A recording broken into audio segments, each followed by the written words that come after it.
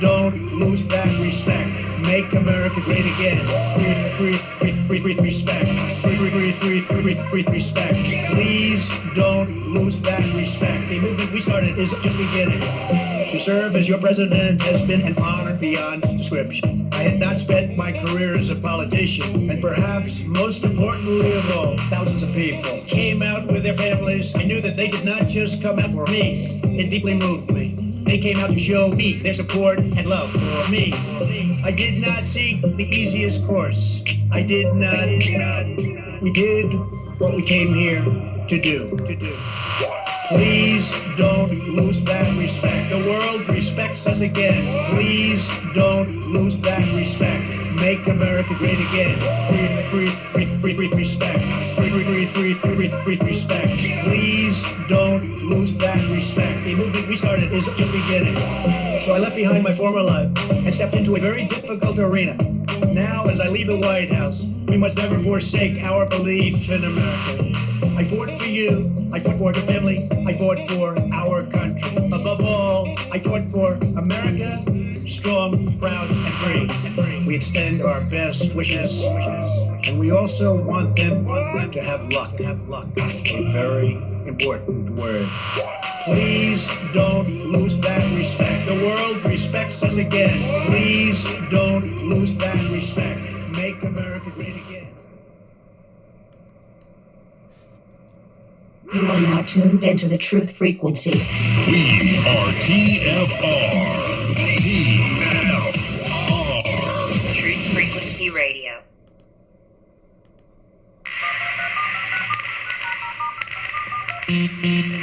Condition orange. Condition orange.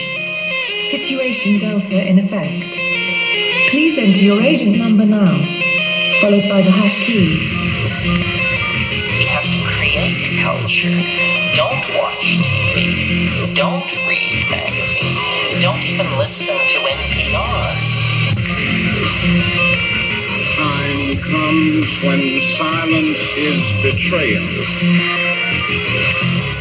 More for themselves and less for everybody else. But I'll tell you what they don't want. They don't want a population of citizens capable of critical thinking. They don't want well-informed, well-educated people capable of critical thinking. They're not interested in that. That doesn't help them. Think for yourself. Question authority.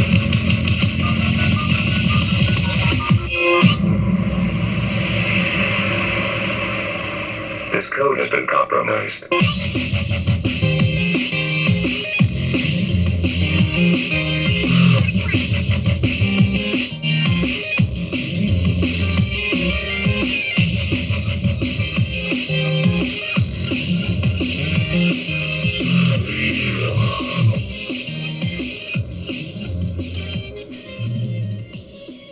All right, welcome back, Truth Seeker. It is Wednesday, March 16, 2022. The Jewish holy day today is Purim. Talk more about Purim in just a moment. Kind of sounds like Putin, who's public enemy number one. He's been busy bombing apparently children's hospitals and pregnant mothers, as they've been reporting for the last couple weeks. And again, it's just the same old, emotional appeals in the media. There's a viral clip going around, if you haven't seen it. British British journalist on the ground in Ukraine goes into a bus and goes in just, she's going up to the scene. She's painting the supposed picture of how all these people are in great stress. The wars amongst them. And she goes in there and she asks one of the gentlemen, she says, she's trying to get him to get some kind of response about what's supposedly going on with the war. And he's like, hey, 420, I like to smoke legalized weed. Are you from Britain? Have you guys legalized cannabis in Britain? And she's like, what about the he doesn't want to talk anything about any war. He wants to talk about how much he likes to smoke weed. If you guys have not seen this clip, it's a perfect example of how much we're being BS'd right now. Some British lady telling us about this horrific scene, all these people in great stress and danger. Then she gets on the bus. Everyone's just acting like it's any old day there. And this is what I've noticed on CNN. Like, they're going down into, like, a subway station, and people are coming by, and they're saying these people are being these people are being sheltered here, but it's like, are we sure this isn't just like a daily affair in this place of transportation? And it probably really is, just with some British accent narrator in front of the news telling you about the supposed scene that you're witnessing, painting in your mind supposedly what's happening. But again, it's the theater of war, and of course one of the headlines today on Purim, after the Hollywood actor Zelensky makes his appeal for the U.S. to become more involved militarily. On the day of this actor making this appeal to the nation, the U.S., he also spoke to Israel's Congress today and brought up the Holocaust, but in the headlines, supposedly a theater destroyed today, because that would be a smart military strategic target to blow up, right? A theater, a children's hospital, a maternity ward, a theater. None of these stories make any sense. I mean, and again, it's all emotional appeal. It's all symbolism. And here, let's just go through today's headlines, and we have the Gematria lens. Because again, it's like being in They Live. It's like being Roddy Piper in They Live when you have the Gematria glasses and you just put them on. So let's go through the headlines. Again, the theater destroyed. Joe Biden calling Putin a war criminal on Purim.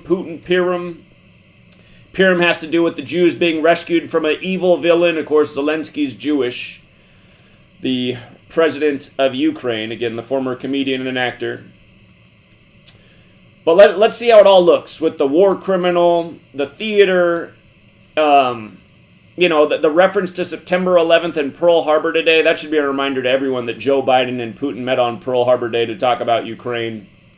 But here, let's look at it with the Gematria lens. So the phrase war criminal is being emphasized everywhere in the news.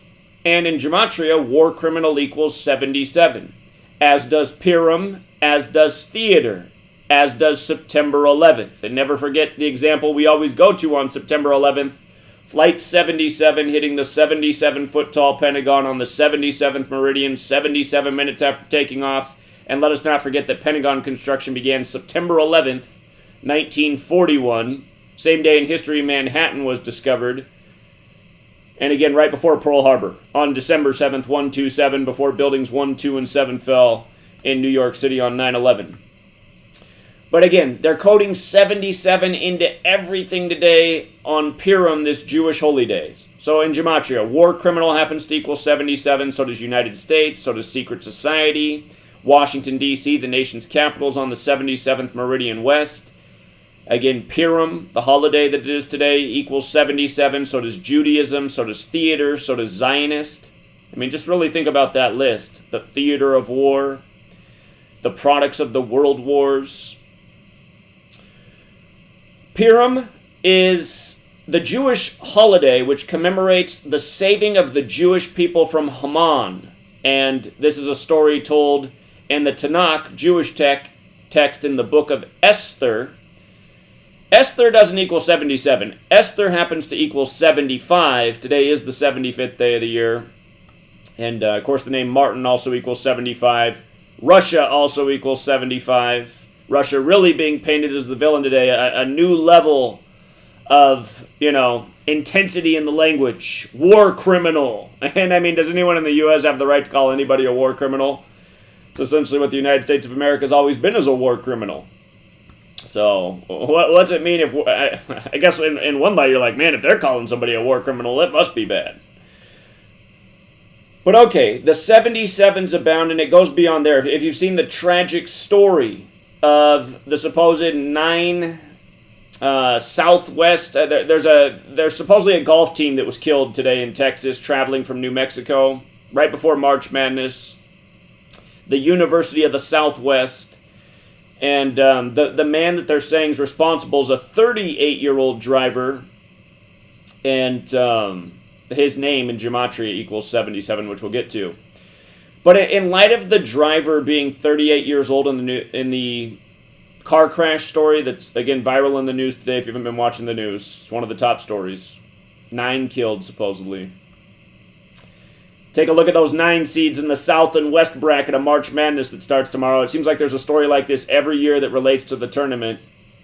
But anyway, Another thing that's being emphasized in the news today is this is a murder. And the reason that phrase is being emphasized in relation to Ukraine is because they put out a film today. Ukraine put out a film to appeal for the sympathies of the world, comparing what's going on in Ukraine to Pearl Harbor and 9/11. And doesn't that seem propaganda really? I mean, that seems really targeted at the United States of America, does it not? To use two tragedies that are American. But this is murder. The phrase that's emphasized has Gematria of 163. Today's 16/3, March 16th. 163 is the 38th prime. And of course, as we know, the word murder itself in Gematria equals 38. And again, they're essentially saying it's a vehicle homicide with a 38-year-old driver also in the news. But never forget the Murder by Numbers movie poster starring Sandra Bullock, the film that came out 38 weeks after her birthday, where they code the 3 and the 8 in the numbers on the poster. And again, what a day to start using the language of it's murder in Ukraine, right? Couldn't be any more perfect. And with regards to Zelensky referencing I have a dream, again, that's Martin Luther King Jr.'s speech. Again, it's the 75th day of the year in Gematria. Martin is 75. Esther, the book that relates to Purim, is 75. Russia is 75. Don't forget the New York Times, October 6, 1940. That was the day that their headline read, New World Order pledged to Jews. And that was a date with 75 numerology. And again, New World Order in Gematria also equals 75. New World Order 75. And again, you should ask, well, who pledged it to the Jews? And remember, Catholic Church equals 75. After the Protestant Reformation, the Catholics and the Jews came together in the Jesuit order. And again, I mean, just what a ritual for the 75th day of the year. The theater of war, an actor, a theater bombed.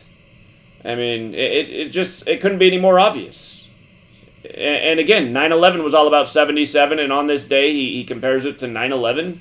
I mean, how many times have I talked about 9/11 and 77? It's one of the most blatant examples of the way we're being mocked. Not to mention, I mean, take away the numbers and look at the Pentagon. Where's a plane? Let's not forget Pentagon massacre simulated 322 days before 9/11. The number of skull and bones. Pentagon massacre simulated a plane. The Feds did the simulation. They simulated a plane flying into the Pentagon. So, and just to get it up here on the screen, the story about the 9 dead in the bus crash in Texas, the New Mexico school. Not to mention, University of Southwest was established in 56, go figure. But the 38-year-old driver, supposedly responsible for the tragedy, authorities later identified them as a 38-year-old Henrik Siemens and an unnamed 13-year-old boy of Seminole, Texas. But Henrik Siemens, Gematria 77. And again, on this day of all these 77 related stories. And again, it's just further proof that every day they manufacture the news. I mean, if you've seen this story, it doesn't really make any sense. I mean, the vehicle looks very old, and just the way that it's completely burned up, there's not like a shred of evidence to see anything. It's the typical news crap. The same stuff they give us every day. But the reason I say there's no doubt this is connected to the tournament is, again, you have a South and a West bracket in March Madness. It's the University of the Southwest. There is a school from New Mexico playing... Hold on, I actually have a bracket in front of me. There is a school from New Mexico playing in the West bracket, and then in light of the 9 dead, you know, one of the more interesting teams in the tournament's number 9 Memphis, who could be a huge bracket buster. And then in light of the school being a Christian school established in 56 that supposedly in the tragedy, Texas Christian University is a 9 seed in the South bracket. So anyway, see if those 9 seeds do anything funny. But where the school's at, Hobbs, New Mexico, in Gematria it equals 68, like basketball, like Catholicism, like mathematics, like solar system, like how in the new March Madness format, 68 teams are in the tournament. You know, how perfect that also fits in. And remember, that's what it's about every day. It's about lining up the stories by the numbers, in line with the calendar that's Catholic, that's in line with the sun, right? The solar system, as we learn about it. It's like the mathematics of the solar system are encoded in the language in the calendar, and every day we're living out the same type of rituals year after year. So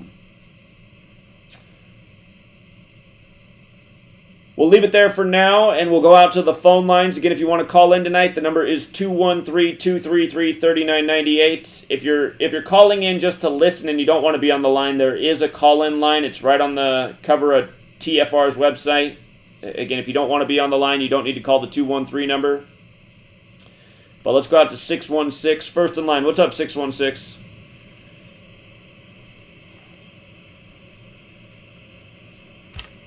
Hold on. 616, I'm sorry, when I went to you, it disconnected. Not sure why. You're welcome to call back. Let's go out to 425. You're on 425. Hey, I'm just listening. Sorry about that. All right. Thanks for listening. Have a good night. Let's go out to 302. 302, you're on. Hello? Hello? So I wanted to give a couple observations about Russell Wilson's Broncos getting traded. Okay. So his wife's name, Sierra, equals 103. You probably already knew that. You're right. 103rd NFL season coming up. Broncos 103, right? Russell Wilson, Canadian football, right? Russell Wilson's birthday. He was born on the day that the championship was played of the 103rd season of Canadian football in the Grey Cup. Huh, that's very interesting. Good observation. Yeah, look it up. The 103rd Grey Cup, Canadian football. Okay, yeah, I will check that out later. Very interesting. Okay, thank you. All right, appreciate it. Okay. And all that filled up the horizons of their minds was football. Okay. By the way, it's been in the news a lot recently. Did The Simpsons predict the Ukraine refugee crisis? I just want to make the point. The mainstream media has brought attention to this. All the major publications. The episode in focus is the 487th episode of The Simpsons all time. Season 23, Episode 1, The Falcon and the Dough Man, the 487th episode, debuted September 25th, 2011. What's amazing about it being the 487th episode is that the Jesuits turned 487 years old August 15th, 2021, and from their 487th birthday to the day that the military conflict began was 191 days later, and the episode, The Falcon and the Dough Man, equals 191, like Society of Jesus, like Unconquered Sun. All in the most simple cipher. A is 1, B is 2, C is 3, D is 4. And if you only had that one cipher, you'd be able to prove every day, even with just that one cipher, that it's the Jesuits behind all this crap. But it just goes to show, we are living out their planned theater of events to keep us on the path of their agenda that benefits them and that we suffer for. Again, as big of a joke as it is what's going on, it's having a real impact on the way people live. Costs of things are going up, and they're going to go up more and more as energy costs go up because everything's dependent on energy. And again, the 487th episode, 191, huge number with the Jesuits in their rituals, and precisely 191 days later, boom. So again, there shouldn't be any questions about who's behind the Simpsons and their history of, presenting the future before it happened in a comedy cartoon format. All right, let's go back out to the callers. We got George. What's up, George? Oh, hello, Zach. Can you hear me? Loud and clear. What's going on? Sorry, I'm driving, and I don't have my Bluetooth. So, anyhow, sorry. Hello, Zach. How you doing? Doing well. Do you want me to come back to you? No. I pulled over. So a couple of things. something I just was wondering, this doesn't really have to do with Gematria, but it seems as if the news media, which the judges run secretly, wants to make you a zero, it'll make you a zero. If they want to make you a hero, they'll make you a hero. And it doesn't matter what era or what decade you're talking about. They decided in the 1950s, you know what? We're going to make Elvis the face of rock and roll. So he became an international superstar, for example. But just talking about today, they are in the year 2022. The media, the Western news media said, you know what? Vladimir Putin and the Russians, they're the bad guys, and Zelensky and the Ukrainians, they're the good guys. So I've heard people liken Vladimir Putin to Hitler and Volodymyr Zelensky to Winston Churchill. And Zelensky has been making the rounds the last week or so. He spoke before the U.S. Congress today, as you said. Yesterday, he spoke in front of the Canadian Parliament. Last week, he spoke in front of the British Parliament and the European Parliament. So he's basically a political rock star. Now, for what it's worth, I think I've mentioned this before. I mentioned this to you before, but back in January 2020, I don't recall the exact date. He and Donald Trump were at the World Economic Forum in Davos, Switzerland, and before Dr. Klaus Schwab introduced him, Zelensky, he said he was elected Prime Minister of Ukraine in 2018 with 73% of the votes. Okay. So, something you mentioned before, there are two big numbers for the Catholics. 46, because that's how many books they have, in the Catholic Old Testament. Therefore, they have an aggregate of 73 books of the Bible. 73 is when Joe Biden actually became a U.S. Senator. He was elected in 72, but he took office the following year. So my main point is, I realize I only have a moment, but I want to talk about Vladimir Ilyich Lenin and John Winston Lenin. I realize they're different spellings. The Bolshevik revolutionary, his birth name was Ulyanov. Well, for what it's worth, Lenin, the revolutionary, the Bolshevik, died on January 21st, 1924. He was born in 1870. Well, according to the old calendar, the old Julian calendar, he was born on the 12th of April. I'm not online. But according to the new calendar, the Gregorian calendar, he was born the 22nd of April. So he was 53 years old, and he died in his 54th year. So as I said, his death date was January 21st, assuming he did actually die, which you could write out as 121. So for what it's worth, John Lennon, if you pencils out to 121 in the most simple cipher. Right. I see what you're saying. Okay, so I know this is a stretch. I think they did this on purpose. I realize John Lennon was primarily known as a musician, although he was an actor, a songwriter, and he did other things. And Ulyanov, Lenin, the revolutionary, was, a revolutionary.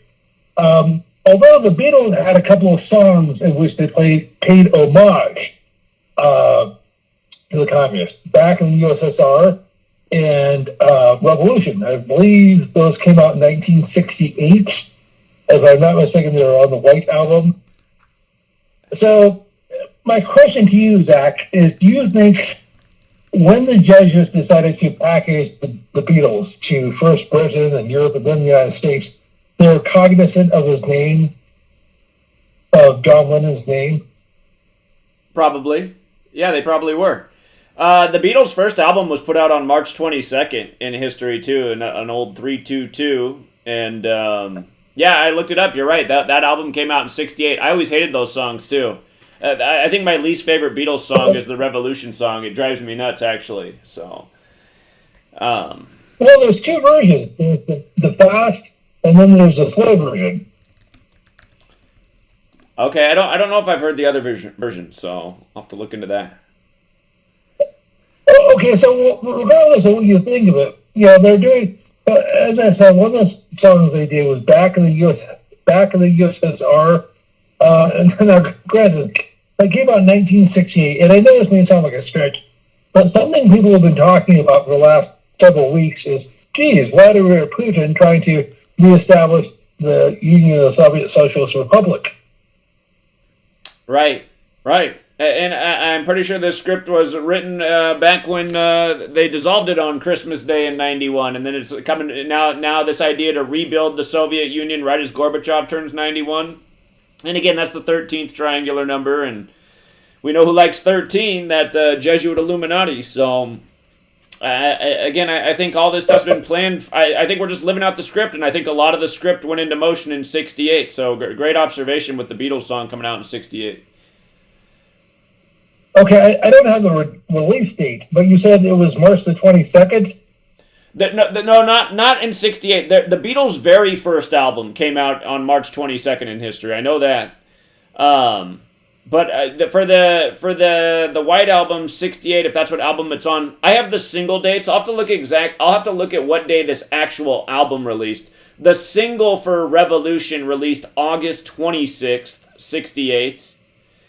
And it says it was recorded July 9th through the 13th, '68. And back in the USSR, the single was released on November 22nd, '68, the 5-year anniversary of the JFK assassination. So I'll go back and see what day the actual album came out. Okay, and I don't have time to talk about this, but did you discuss this a few years ago during the baseball, what was it, a strike?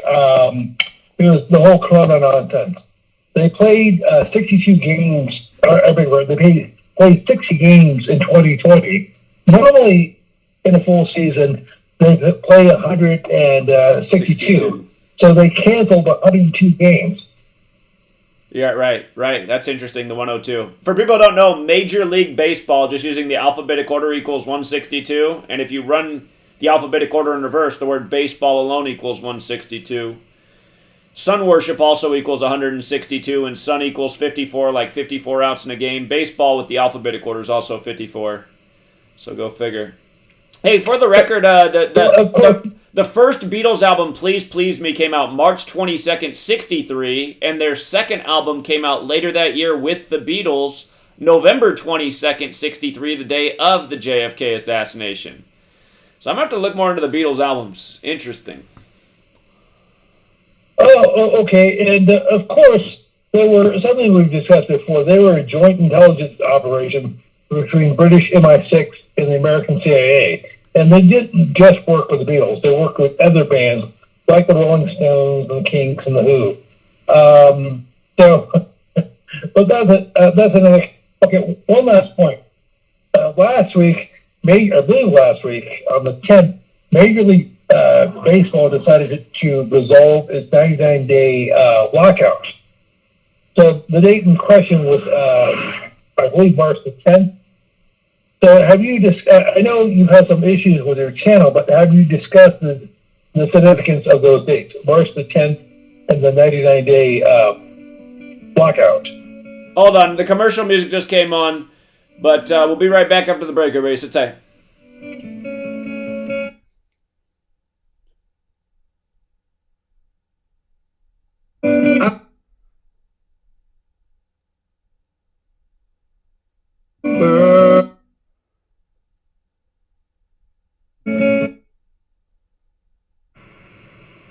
The truth will set you free. Many people are dealing in affirmations. The best thing to affirm is the truth. If you're broke, best thing to affirm is, I am broke. That's what you put up on the refrigerator. It's the truth that sets you free. Right? When you're shaving in the morning, gentlemen, if you're broke, you just put that up there. I'm broke. Nothing better to set you free than the awesome facts, the truth of dealing truth. Affirmation without discipline leads to delusion. And the discipline and the accuracy of knowing your situation. You say, well, that's a bit negative. You've got to deal somewhat in negativity. You've got something fairly wrong with your heart. Looks like you're going to need a major operation. How many x-rays do you want them to take to find out what's really wrong? Somebody says, oh, just take one and see if we catch it. You say, no, not my heart. How many x-rays do you want them to take? It's kind of a negative subject, taking x-rays. How many? As many as it takes to find the full extent of the facts called the negative problem. So best to state the truth. Now we can deal with truth. Now we can deal with the problem if we accurately state. Hey everyone, it's Chris Gio, founder of Truth Frequency Radio and host of Beyond the Veil. The mainstream media and establishment are running scared right now, and they've prominently featured truthfrequencyradio.com as number 89 on the federal government's hit list, also known as the fake news list, which is essentially a list of sites slated for censorship on Facebook, YouTube, Google, and other social media. Now is the time for you to get involved. Share your favorite TFR shows far and wide on forums and social media. Tell your friends and family about your favorite shows. If you're a business owner, get in touch with us to feature your product or service right here on TFR. And if you haven't done so already, become a TFR supporter now and get unlimited commercial-free downloads in high quality. Visit truthfrequencyradio.com/signup. Thank you for making TFR the leader in independent and uncensored talk radio. Truth Frequency Radio, your protection from deception.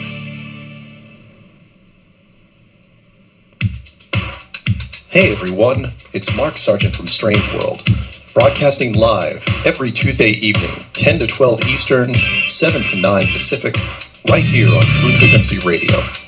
Strange World covers a wide range of topics, from enclosed world theory to lunar waves to the end of the world in film. It's basically doomsday with a silver lining. With the audience as my co-host, we take an optimistic approach to all things conspiracy and promote confidence, hope, and humor whenever possible. If there's a topic you want us to cover or a guest you would like to see interviewed, please email me at msargent23@comcast.net. So please join me and tell your friends about Truth Frequency Radio, the leader in real radio programming, bringing you quality, cutting-edge broadcasts from around the world.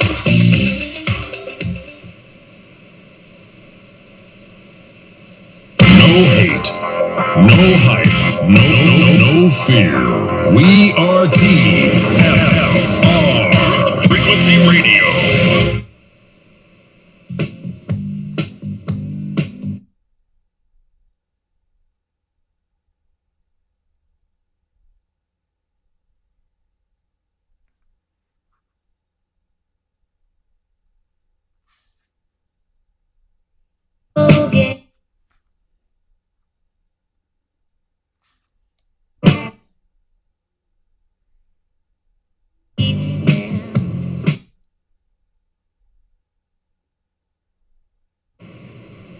All right, we're back, True Seeker. George got cut off by the commercial. He was asking what the significance is of March 10th. Well, there's a number of things. You know, one of the things Rambo always teaches about is Mercury and the numbers 103 and 40. Did you see what happened last week on March 10th? The 40-mile Russian convoy began to move on the 103 date. Again, Mercury, the god of transportation. All of a sudden, the wheels start moving on 103, the 40-mile convoy, when Mercury equals 103 with the alphabetic order, 40 with the alphabetic order and rules numerology. What a perfect ritual, exactly what Rambo's been teaching us about week after week. And then, of course, that's Osama bin Laden's birthday, and it's exactly 79 days after the Pan Am bombing in history, which was blamed on Islamic terrorism, and Osama bin Laden equals 79 like Society of Jesus. Mercury, transportation, supposed planes into the building, simulated with Operation Amalgam Virgo, only for the attack to happen in the time of Virgo, ruled by Mercury, where Mercury's an amalgam metal when it's mixed with something else. Anyway, let's get on the guy who's much better with astrology, Rambo. And sorry about the interruption, George, but oh yeah, March 10th in regards to baseball, 103, that's the 27th prime number. MLB equals 27 outs per team in a game. And I'll think about the rest of the question, George. Do appreciate it. Drive safe. Have a great rest of your nights. And you know what? Before I go to Rambo, I just want to take one call because I think it's somebody who hasn't called in for a long time. And I know they said they'd try to call in tonight, but they have a really busy schedule. I think this is them. You might recognize this person. We haven't heard from them for a long time, but I think it's them and they want to check in. Let me see real quick. Is this Fermenti? Yeah, can you hear me? Yeah, I thought I recognized your number. Yeah, hey, glad to see you're doing all right. Thanks for calling in. Yeah, my man. I've grown a lot with the use of of the knowledge. Very cool. How's that been? Well, the sun always rises. Indeed. Well, you were just talking about the sun, and the other day I really tuned into the Jesuit order when you were talking about them, and I've really, in my own field, have gone a lot further into the biomedical field, and they play that industry the way they play sports. And I want to just give a 54 code as like a small fingerprint. Okay.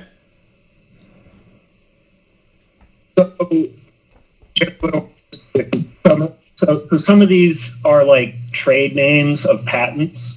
So we'll type it out, right?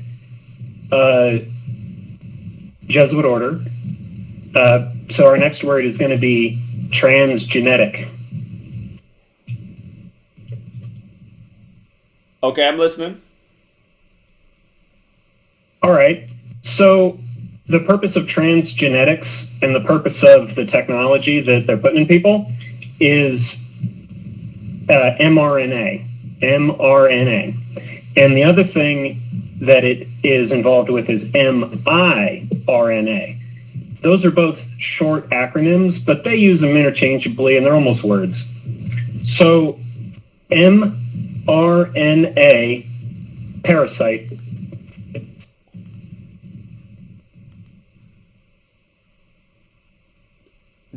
Are you still there? So I think. Yeah, I'm here. I just don't know if there's a lag or anything. Is there? I think your call dropped out for a few seconds there. You were saying so mRNA, and then it just kind of went silent. We didn't hear the rest of it.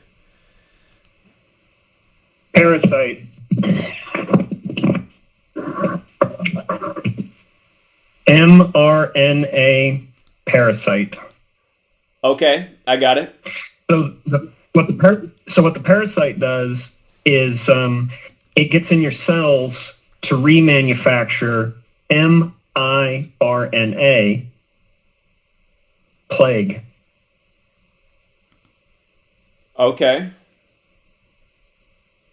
The name of one of the genes that Arbutus just sued Moderna for in one is called CRISPR-IL4. It's spelled CRISPR space IL4. It's in the lawsuit. Okay, I got to look that up. And it was a battle. Okay, yeah, do look it up. I'm actually doing stuff on my thing about it. I can get banned on my show for not even doing Gematria.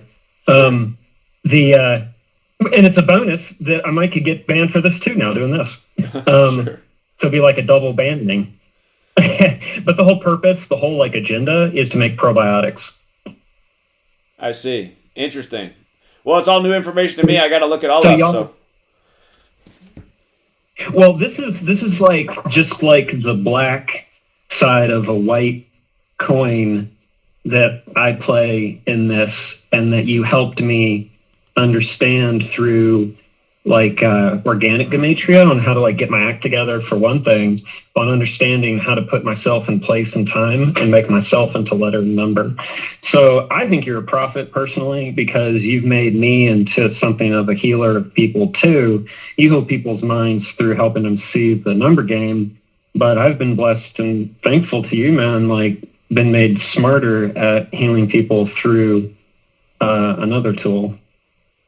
Well, and it's the fingerprint on how I use mine is also the fingerprint they've put all over it. See, the thing is they've stolen and hijacked a great and powerful tool that is nature, and they've written their name all over it, just like the rising sun comment I made. I wasn't trying to be cryptic or bullshitty. What I meant was that the sun also rises, and that these people will put their name on it if they could, and that they've put their name all over this stuff, their transgenetic thing, because it's really deep, man, because the name of our business, our business, right? For Minty Foods?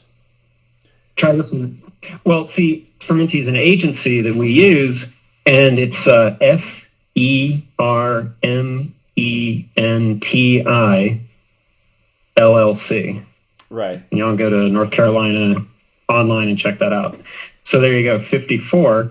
But it ties in more than that, in that, like, my side of it and the part that they've stolen is that I work with bacillus spores, because this is the thing they hijacked to build their CRISPR-IL4 injectable thing. And, like, I just went down this rabbit hole and discovered that they're in charge of all of it. And it's it's not the Jews, it's the Jesuits, like you keep saying. Well, it's very interesting research, and I didn't know about either of these things, so I got some new vocabulary and some new things to look into. Fermenti, I'm glad you're doing really well. I always wondered kind of where you went because you were so active for so long, but I'm glad to hear your business took off and things are going great for you. And again, you guys check them out, Fermenti in North Carolina, all about health foods, getting that good stomach bacteria, natural medicine, make food your medicine. That's what this man's doing, and he's helping other people do it. And appreciate you checking in today. Yeah, it's really easy to learn. Hey, one last one you could put in, kraut is godly. Okay, I'll check it out. No, I'm not even kidding. I'm looking at 4 pages of a code I could go on for probably a half hour about. Like, this is, when I say that they've mirrored life or something like that, that they play the genetic engineering game like they play the sports. All these businesses, like how Arbutus went back and forth with Moderna, bro, I should write you a check, homie. Like, I played that like they played, like you play the sports. I don't like sports. I like this. Well, you shouldn't write me a check. I'm just very happy that the knowledge is... I'm glad to hear that all this has been working out. I got to be honest. I thought you disappeared I thought you were mad at me like so many other people, and that's why you left, and we hadn't heard from Fermenti in forever. But I'm really glad to hear that it's opened up all these roads for you. So very cool. Well, we're all human, you know. I had a problem with addiction for a little while, and I had to like be honest and not like front and like actually go with and discover something real in life. And like, this really is something real. In the 3 years it's almost been 3 years. Like in that time, dude, I've taught thousands of people how to make sauerkraut, and I've watched people go through transformations you wouldn't believe. The numbers are all over it too. I got banned off YouTube for a year, dude. I went around to like other platforms and had to get banned off of them. Like I can give you a chain of secret words that you can get any YouTube video deleted over. Like, it's crazy. It's repeatable. It's weird. I got other people like that could show you. It's strange. Anyway, it's like the sports, man. Before I even put the Gematria to it in a deep way, like just on a surface way, like, because I wanted to use it as like a numerology to build, like I said, the organic code. Like, I got my channel ban on 5/4 of 2021. Oh, funny. So they did me like that. Well, if I told you my name, it equals 5/4. I mean, I could tell you, but I don't want to like get doxxed. Ooh, like I give a shit. You can see my face and my name on my YouTube channel. Sure. But if yeah. Well, see, that's the thing is, like, I've got a code that blows my mind. The whole kraut is godly, and then you do my name, and it's like keying on all like these. So what I'm saying is that, like, I found a way to use it in my life in an organic way to benefit the F out of myself and my family and all my customers, and also not be on the wrong side of 54. Sure. Because it's the good energy. We got to get them to get out of the way of the energy and 54 ourselves into it and let our sun rise. Sure. Yeah, I hear that. Good help, dog. Good help. All right, friend. Well, I got your website up here. Again, you guys, if you're in North Carolina, he's in your state, and he does ship his products, so you don't have to be in North Carolina. But Fermenti, FERMENTI. We're not shipping right now. Oh, you're not shipping right now? No, we're not shipping right now. Oh, I take it back. Okay. No, yeah. Just come see us. That's how we roll, man. One person at a time. Okay. We're not trying to share this information. Okay. It's come see, come sigh. When people see, like, bro, like, I have a hard time telling people how to understand this, then you have a hard time on trying to get people to understand the sports, because you got to overlay a whole nother language of science.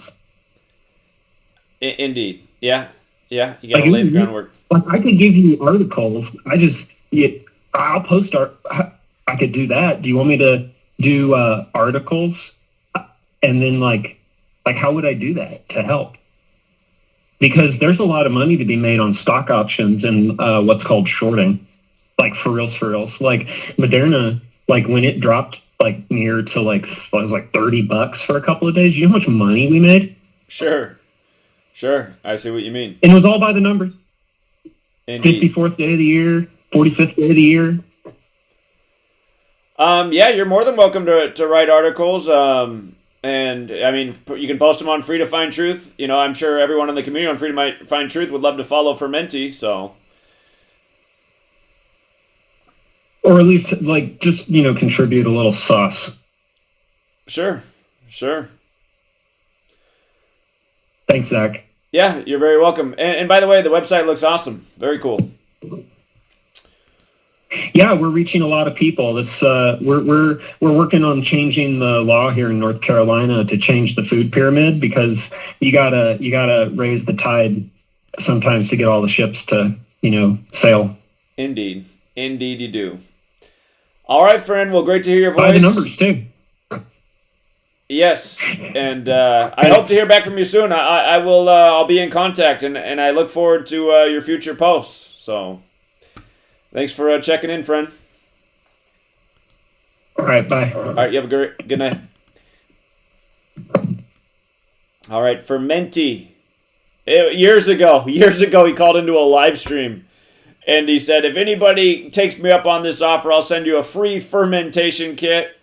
And he said he got it was a busy live stream because it was about a New York blackout. I still remember it. And he said he got hundreds of requests. He couldn't believe how many free things he had to send away. It ended up being a nightmare, but it helped him grow his business. I remember that was one of the last times we heard from him. He said, but man, all of a sudden I have a whole bunch of new customers too. So, anyhow, let's get out to Rambo. Sorry for making you wait, Rambo. Can't wait to hear what you got. No, that's fine. Yeah, take as much time as you need. Yeah, so today actually turned out to be quite a significant day, March 16th. I wasn't aware, at the time, waking up, that this is what the decode I would do. So, yeah, I'd like to shout out on Free to Find Truth platform, the first to break the news here. Reese, he was first to break the news about a tsunami in Fukushima, of all places. When you hear Fukushima, unfortunately, the only one thing that comes to mind, that city is associated with the big nuclear disaster, and that ties into recent events where the nuclear subject has been in the news, unfortunately, especially with Ukraine. This is central to the Ukrainian historical narrative. And so, yes, today, March 16th, actually, ties in to this ongoing narrative that has to do with nuclear. So my title is March 16th, Nuclear Synchronicity and the Trinity and the Trident, which was what I have been talking about. So I've been talking about the symbolism of the trident in videos on my channel and here on Gematria Effect. Rambo. News. Rambo, I gotta ask you, did you see the extension video I did on your Operation Neptune Spear? I've saved the video because I was busy. I saved it to watch it later, but I do have the video saved. But yeah you can. It's the end part of the video that's the new information, really. The body that they dumped Osama's body into the ocean, supposedly in the boat that they took out there, it was named after a man who died at age 97, and Poseidon is 97. So it's just one more layer that further proves the point you're making. And if you guys aren't checking out Rambo's new channel on YouTube, The Truth Codes, again, make sure you're doing that brilliant work over there. And I'll try to be quiet, Rambo, as you do your presentation. So. No, that's okay. you add into it. But yeah, I actually have saved that video to watch. So yeah, so that's what I've been talking about. Yeah, you're familiar. Those who've seen the video, who've seen the channel, or even listened here, or read on the on the website, Gematria Effect. I've talked about the ritual importance of the trident. And the premise of my work is that the events of history and modern day are dictated in some way by ancient archetypes, the ancient gods. Veneration of the ancient gods has not stopped, but now it's done on a culted level, and it's pretty obvious when you see some of the patterns, and also some of the ancient allegories. And the Neptune thing is obvious. Sometimes, once you can see the occulted, with Gematria, you can see the numbers, and then you understand the symbols, and then all of a sudden, you'll see them put it right in your face, like Operation Neptune Spear. I actually didn't know about Neptune Spear. I actually thank Ray on Free to Find Truth. He's the one who told me, by the way, that operation was Neptune Spear, which I'm kind of kicking myself. Why didn't I notice that? But I give him credit, and that was a huge... I mean, I'd already figured it out, using, deciphering the codes, but it's nice to have them confirm it in your face, So yeah, so these are the ancient archetypes, ancient symbols that are still effect today, dictating events. And Ukraine is an example because Ukraine has a trident as a national symbol. And the trident seems to invite extreme persecution. And I've talked about, you can still, they're still invoking 9/11. You did a post as today, the president of Ukraine invoking 9/11. Like, what does 9/11 have to do with anything? But when you understand the symbol and you see what is the similarity, it's the trident. That's just one symbol that's consistent. That's why he's invoking it.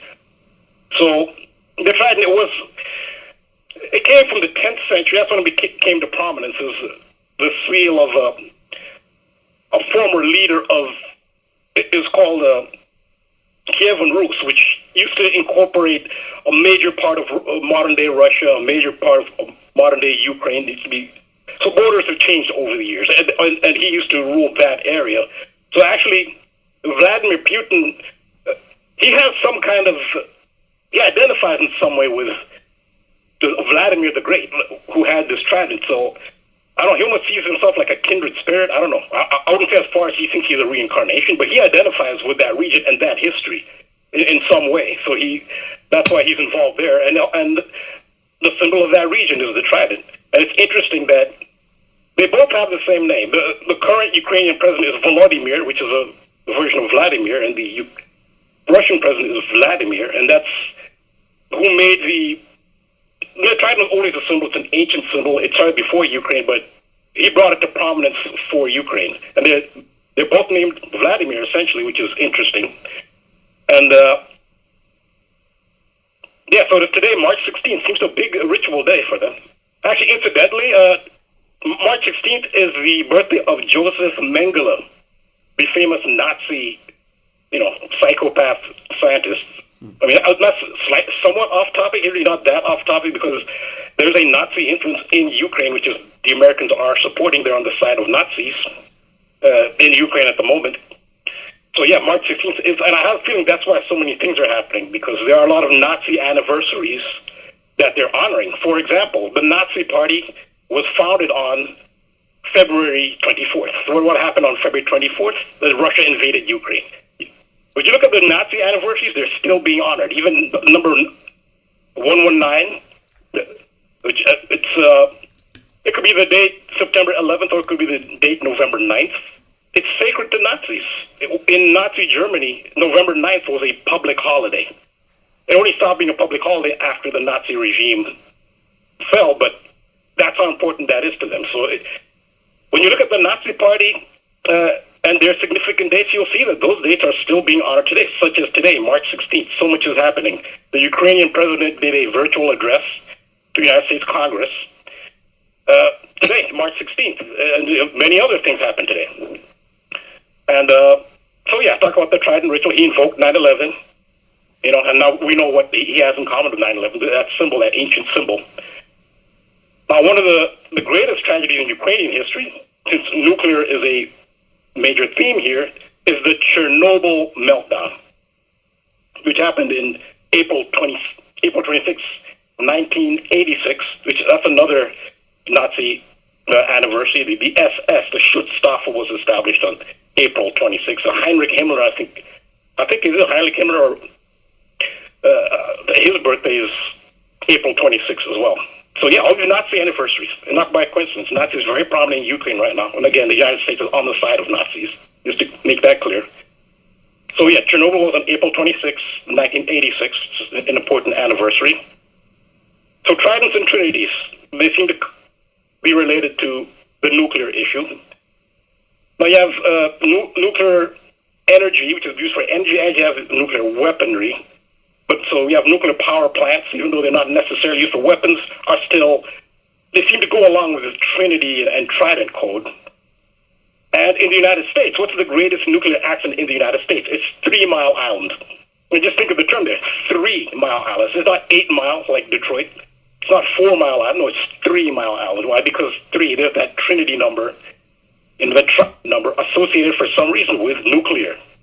And yeah, so that's the worst accident in the United States on that subject, nuclear energy. And that was on March 28, 1979, where there was a partial meltdown. And 3 Mile Island is in Pennsylvania, and that's very important because you'll see there's some synchronicity with that, why Pennsylvania is very significant. So, again, Trinity is the name of the first successful nuclear detonation. It was a very famous nuclear test site in New Mexico. And again, it was the name of the site was Trinity. So this association, Trinity and tridents with nuclear, that was done in New Mexico. Now, the second, what's considered the second worst nuclear accident in world history is Fukushima, because based on cost, the damage, and lives lost, Fukushima is second to Chernobyl. Chernobyl is first.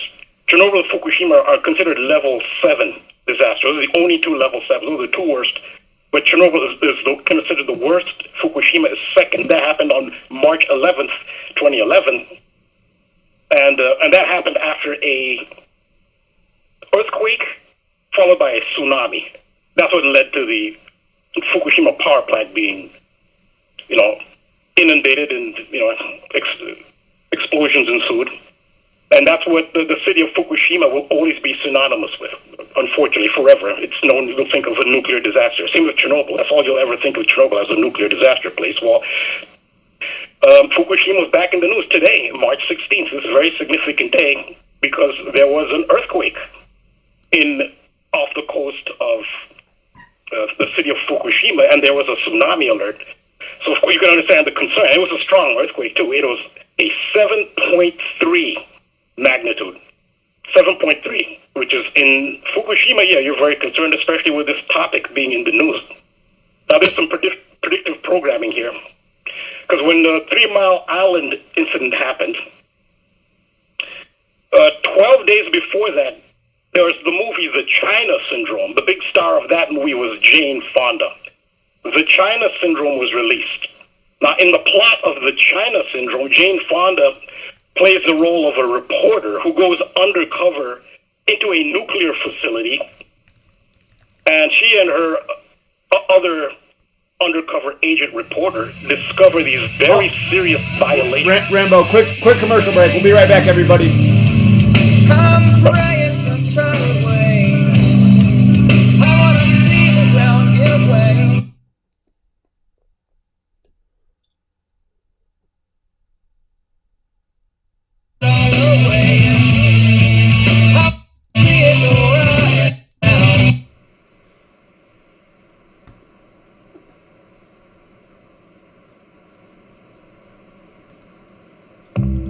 Censorship and regulation is becoming an ever-growing problem in today's modern media.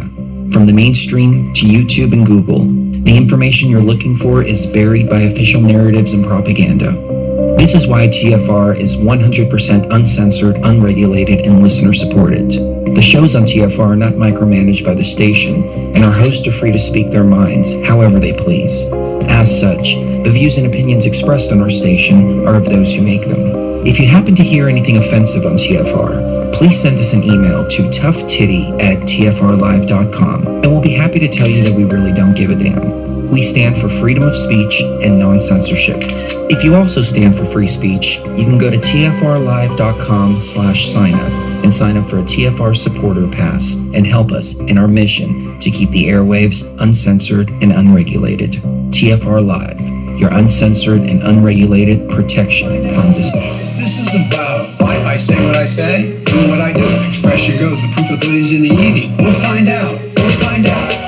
Been a long day for y'all. I just finished the last meeting. I made it clear to President Putin. I told him, corn pop was a bad dude. Bottom line is, I told President Putin, I got hairy legs. After 2 hours there, we looked at each other like, okay, what next? You've heard me say this before again and again. I'm going to keep saying it. Come on, man. I made it clear. Well, I tell you what, I'm following the rules, man. This is about why I say what I say, do what I do. I did what I came to do. We'll find out. We'll find out. This is about why I say what I say, do what I do. Expression goes, the proof of it is in the eating. We'll find out. We'll find out. Biden said invade Russia. That was a joke. This is not a kumbaya moment. Let's hug and love each other. Folks, look, I caught part of President Putin's press conference.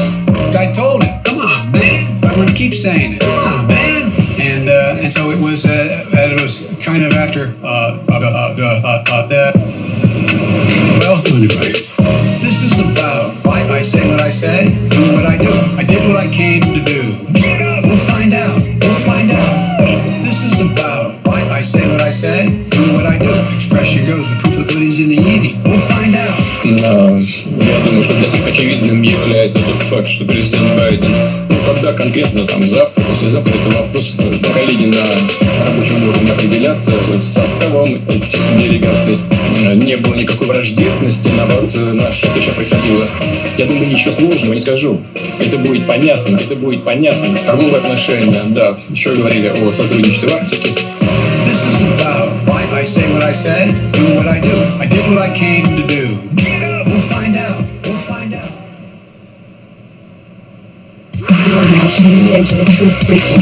Your protection from deception. This is Truth Frequency Radio.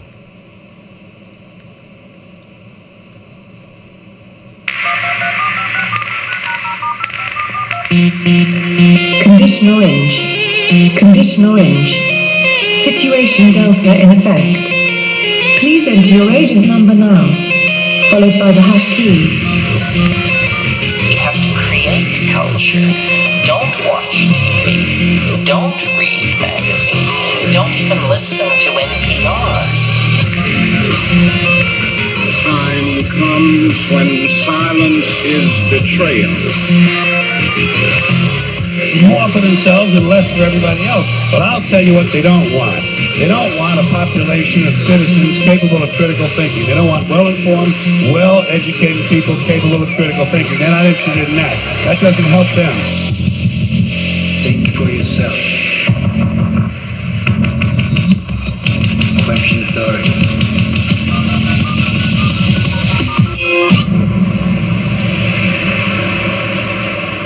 This code has been compromised.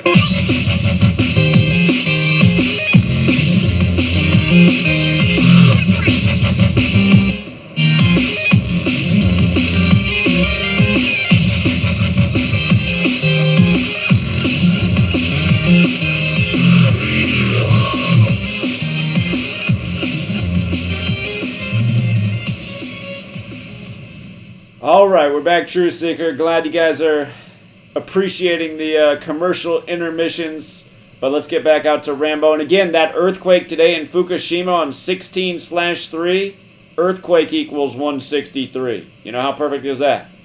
But let's get back to Rambo. And also, it was kind of funny that the Tool song came on about flush it all down. Anyway, let's get to Rambo. Sorry about the break there. No, that's fine. Now, an interesting thing about earthquakes, some of the 163 is 163 is the 38th prime, and Poseidon comes to 38. Right. Poseidon is also considered the god of earthquakes. Ah, how yeah, perfect. so if you look at some of the powers, if you look up the powers of Poseidon, one of them is earthquakes. Poseidon 38, and earthquake is 163, the 38th prime. So yeah, that's how gematria works. Makes so yeah, sense. the earthquake. Yeah, the earthquake was yeah. Also, Osama bin Laden was. They say he died on a date with 38 numerology as well. Anyway, but the earthquake was 7.3 magnitude today. 7.3, very important. And again, it was March 16th. It was Fukushima. And never knows when you think of Fukushima, you think of a nuclear meltdown. And then I talk about this movie, The China Syndrome. The movie was released 12 days.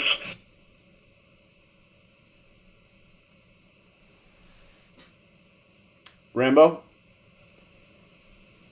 if you can hear me, you cut out after you said the China Syndrome 12 days. This happened to him the other week too, where his signal just dropped. If you can hear me, Rambo, I can't hear you at all.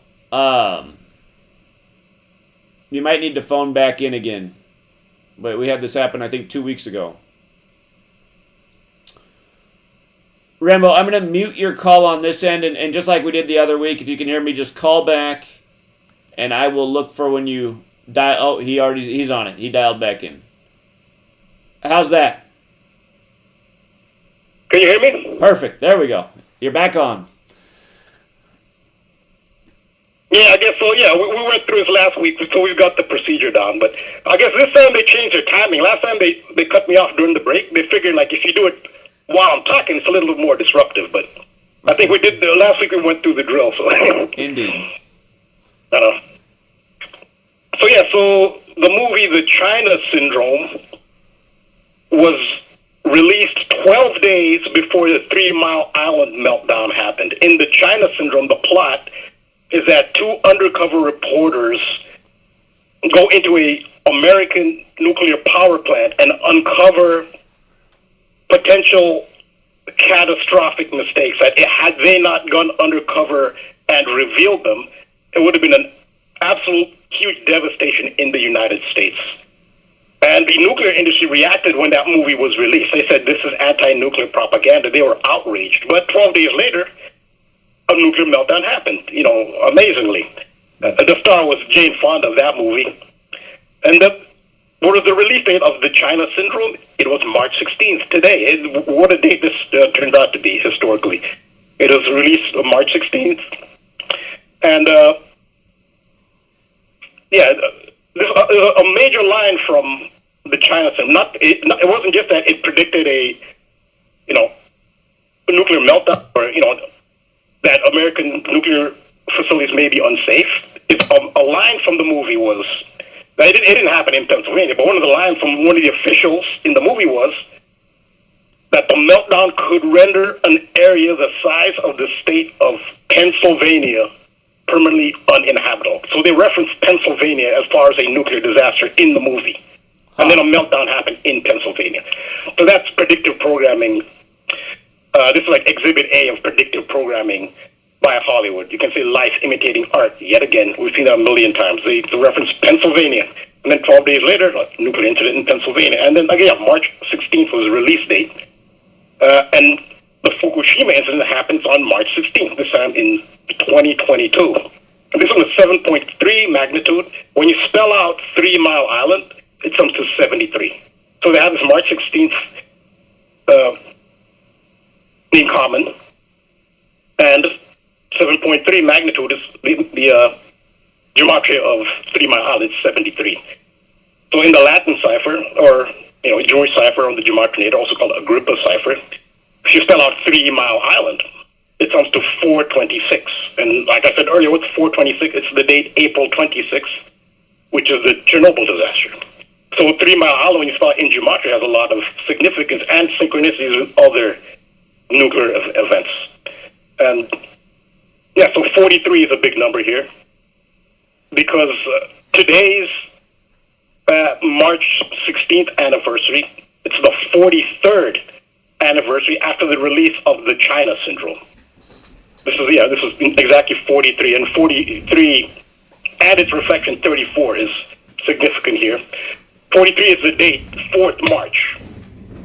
And the 4th March is the day that Russian forces are said to have taken over control of the Ukrainian Zaporizhia nuclear power plant. So this is the biggest nuclear power plant in Europe. So it's a huge thing. I mean, I guess a week before that, it's the biggest plane in the world in Ukraine that gets blown up. Now the biggest nuclear power plant in Europe, is occupied. They say a fire started, and I guess the implication is that Vladimir Putin wanted to blow up the biggest nuclear power plant in Europe, and then have the world deal with that fallout, like make him appear like a complete madman. Like that wouldn't even benefit Russia. Ukraine's on Russia's border. How would it benefit Russia to blow up the biggest nuclear power plant in Europe, maybe one of the biggest in the world? I mean, that really doesn't exactly benefit Russia. But this is ritual. That's March 4th is the day. That's 4-3, which is a significant date here. In Gematria, Trinity comes to 43. The name of the Ukrainian president, Zelensky, is 43.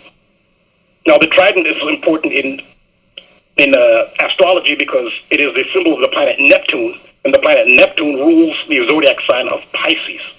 And March 4th, 4-3, or 4th March, is in Pisces. And the whole occupation of Ukraine, who has the trident symbol, started in Pisces. Again, this is all has to do with the trident. And it ties in with the zodiac, why they do things at certain times. When you realize what is the root of the ritual, it's the trident. And if you look at the Ukrainian trident, it's actually called the trizub. That's the official name for it, trizub. And it was officially adopted as a symbol on the coat of arms on 1992. I mean, it's been a Ukrainian symbol for a while, but on the coat of arms officially, it was 1992 on February 19th, the very first day of Pisces. I mean, is that really a coincidence? No. They chose these dates very often according to astrology and other ancient symbolism. The first day of Pisces, the trident gets approved as on the coat of arms. Now, Neptune is also Poseidon. It's a Greek version of Neptune. To the Greek tradition is Poseidon. Poseidon sons to 43 as well. So, and the date 4-3, 4th March, can also be 3-4, March 4th, 34. And the Zaporizhia nuclear power plant is on the 34th parallel north, like the date, March 4th. And the stats on this plant are very interesting. We've been talking about April 1st. The construction began on, it has 6 units, I guess 6 reactors, which is, it's a pretty enormous power plant. And 3 of them started on April 1st. So we've been talking about April 1st a lot. Well, 3 of them were construction began on April 1st in different years. But yeah, there's other interesting dates. So we see the synchrony, synchronicity of the Trinity theme, because and with 3 Mile Island and Zaporizhia, construction of Unit 2. 3 Mile Island, it was Unit 2 that melted down. Specifically, it was just Unit 2 that melted down. Well, construction of Unit 2 began on November 11th. November 1st. And November 1st is 111. That 111 is the number of Trinity. Well, in the Zaporizhia nuclear power plant, Unit 5, construction of that one began on November 1st, which is 111, the number of Trinity. So you see the importance of Trinity for whatever reason in the nuclear theme, from the United States, from 3 Mile Island to Ukraine. Trinity is a theme that goes along with nuclear power for whatever reason. Now, Trinity is also a religious reference, the Christian Trinity, Father, Son, Holy Spirit. So if you look at the date that the very first unit was commissioned was Zaporizhia, it was on Christmas. It was on December 25th. That's when it first came into operation, was on December 25th. That's interesting when you consider that Trinity is such a theme when it comes to nuclear power. And birth of Jesus refers to the Trinity. And then it comes back to the March 4th occupation of Zaporizhia into another ritual. It could be, since the crucifixion of Jesus is said to have happened on April 3rd. That's another date that could be, it's April 3rd or 3rd April, which brings back 4-3 and 3-4 number, which is clearly very important. And again, Zaporizhia is on the 34th parallel, remember.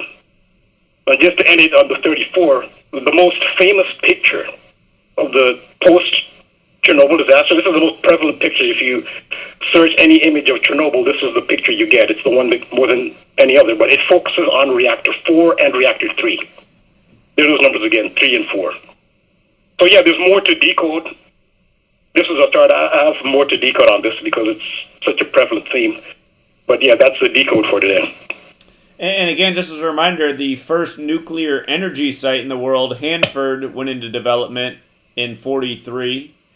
And of course, nuclear equals 43, like you said. So, yeah, very interesting. I didn't even realize that earthquake had happened today until you just brought it up. But yeah, what an eventful day of headlines and just further proof of what you've been talking about. So, great work as always, Rambo. Anything else you want to chime in about? There's one other. Oh, go ahead. Yeah, one other synchronicity. I talk about the significance of 2/24. It's a Nazi anniversary. The Nazi Party was established on February 24th. That's 2/24, and that's the date of the Russian invasion. 2/24. That's a Nazi anniversary. But Robert Oppenheimer, who's considered the father of nuclear energy, he was born 2/24, but 21st April. That's the birthday of Robert Oppenheimer, the father of the nuclear bomb. So yeah, this 2/24. That's another significant number. And it's the day the Russian Revolution began as well on the Julian calendar, February 24th. So. Yep. All right. Any other thoughts you got? Yeah, no, I have more. This is a pretty big subject, the nuclear. They have so many of these different nuclear events have a lot in common. And this whole Trinity and Trident theme seems to run. It seems to be a common element in many of them. So yeah, there's a lot more to decode on that topic. Okay, I often think of the nuclear symbol. It kind of, when you look at it, it communicates 3. So. Yep. Yeah, very interesting. It's a reminder on the 56th day of the year, we got the story about the Russians having the hostages at Chernobyl. And again, when you write out 3 as a word, it equals 56. That powerful relationship with those two numbers as well. So, yeah, you're right, Rambo. Big 3 theme. All right, friend. Well, I appreciate it. Great work as always. Thank you. All right. You're welcome. Thank you. Yeah. You have a good night. Take care, Rambo. All right. Take care. See you. Okay. We're going to go through the calls. There's about 15 people on hold right now. Again, everybody keeps their call to a couple minutes. We'll get through everybody else and a few more if they want to call in. But let's go out to Houston, Texas first. Houston, you're on 832.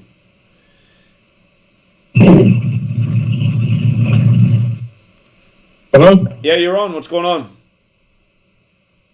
Hey, how's it going? It's going well, thank you. Do you remember the movie Wag the Dog?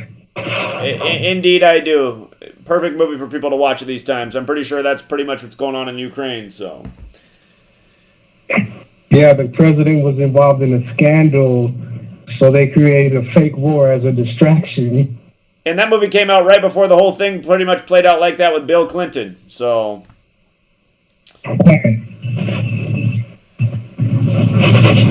Yeah. Yeah, Wag the Dog. One more thing. Yeah, go ahead. What do you think is behind the daylight saving time thing they've been talking about?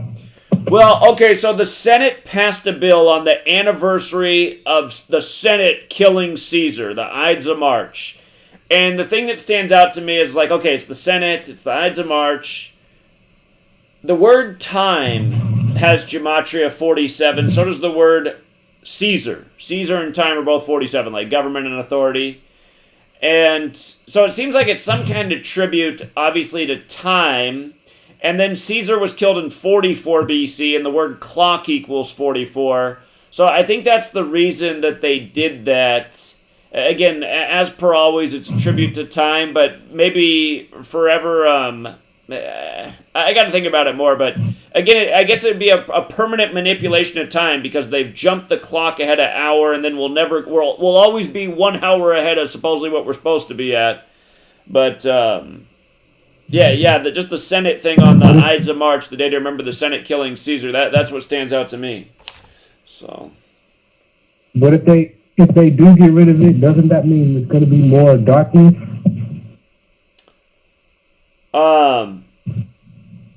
Say it again. If they do get rid of daylight saving, doesn't that mean there's going to be more darkness? Well, if they make daylight savings time permanent, then that just means in the fall we won't fall back and we'd forever stay on the time we're on right now. Because you spring forward and then normally you fall back to get on what the clock would have been. But they're saying if they kill it before we do fall back, we'll just stay on spring forward forever. So you know, I mean, just last week it would have been what? It would have been, I'm out here on the West Coast, it would have been an hour earlier a Wednesday ago. Now we've jumped ahead an hour, so they're saying they're just going to keep it on this time frame if the House and the President sign off on it. Seems like there's something, but... Yeah, it is some kind of ritual, no doubt about it. I mean, and it's a manipulation of time. Maybe that's what they're trying to communicate, is just like the ongoing manipulation of time and history and what we know throughout history. Maybe that's what they're communicating, and again, doing it on the Ides of March. All roads lead to Rome, so.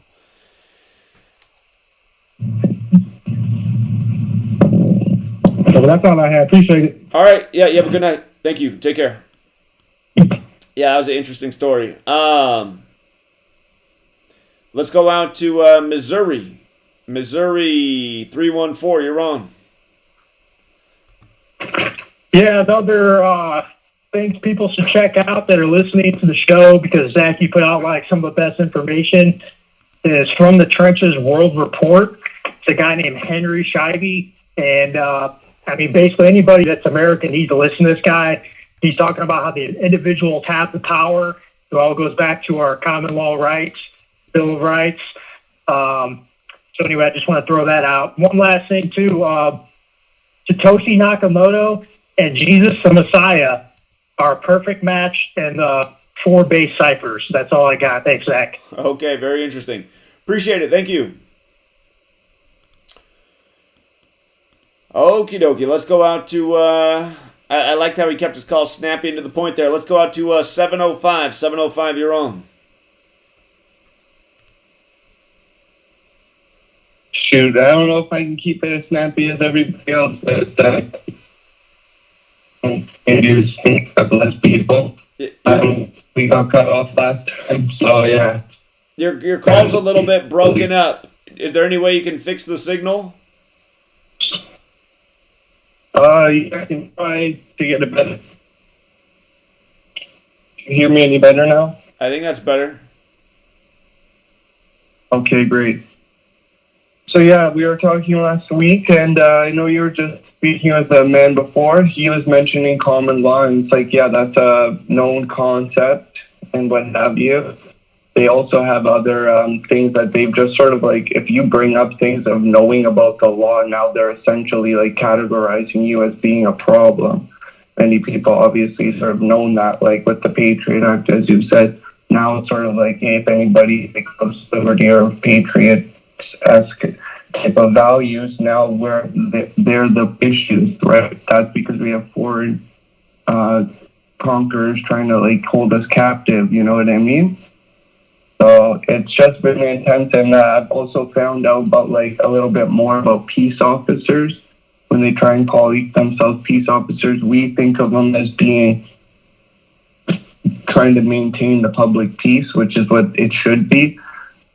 And like there should be no harm, no breach of the person, breaking someone's property and damage to such and what have you, right? But essentially now we got a bunch of other things going on, and now it's like a categorization of what has happened. So with me, I've had other instances come about from that. Like I told you about the SCOPE program last week. Okay. And I even had an occurrence happen earlier this year where someone met, like I interacted with someone on an online platform. And sure enough, like it was like the first day of the year. And I was like, okay, why am I getting like a connection now all of a sudden with this platform? And this person seems to be resonating with me on like a level. She said she didn't want to take the thing. She sees it as being like this was like a warfare done on us and what have you.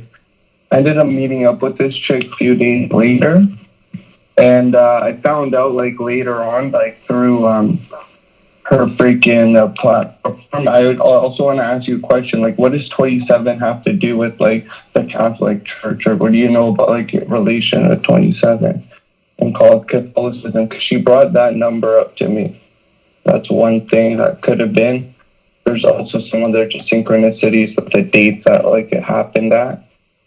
But yeah, funny enough, she on her profile, this thing, she said she went to a Catholic school in an area that's very sketchy in the province I'm in, Ontario. It's like a Belleville area, which is very sketchy area, what have you, for like people who like groom children and do like fucked up shit in that area.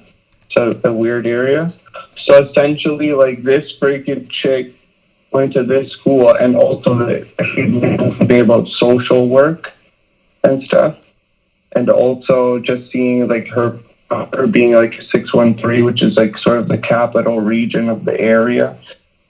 The things that was really strange about it was her saying like, okay, what was it like?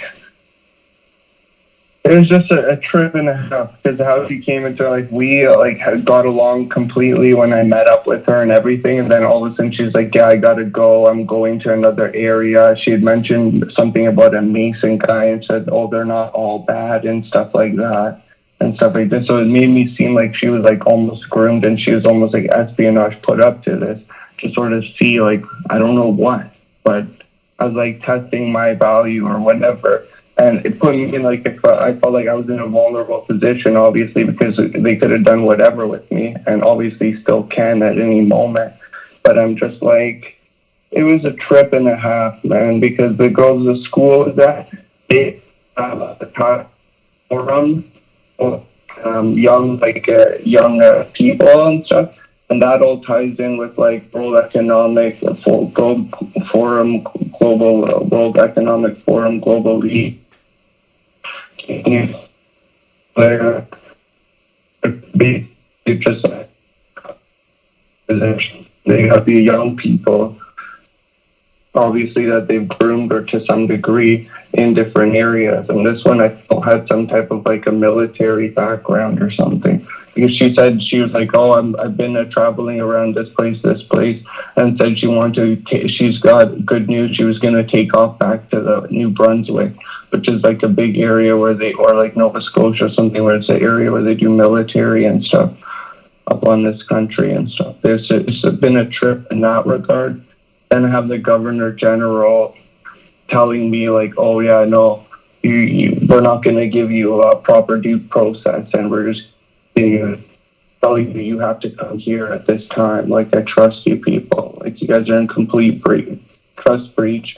I'm just disgusted by them. I haven't been wanting to play any games because I recognize what they're trying to do is get us all like corporate name, the surname and everything, and by us identifying with that, like we're accepting title of something that's not ours. They claim title of it. So essentially now we have to be surety for all of the debts that are placed upon that. So we're essentially just like slaves to all of the things. But we're like feeding all of the issues that go on. So okay, hey, we're about to go to commercial, but just to answer the question that you asked and then kept on talking after asking the question, you said, what's up with 27? Again, it's the number of books in the New Testament, the Christian section. We'll be right back after this commercial break, everybody. Sit tight.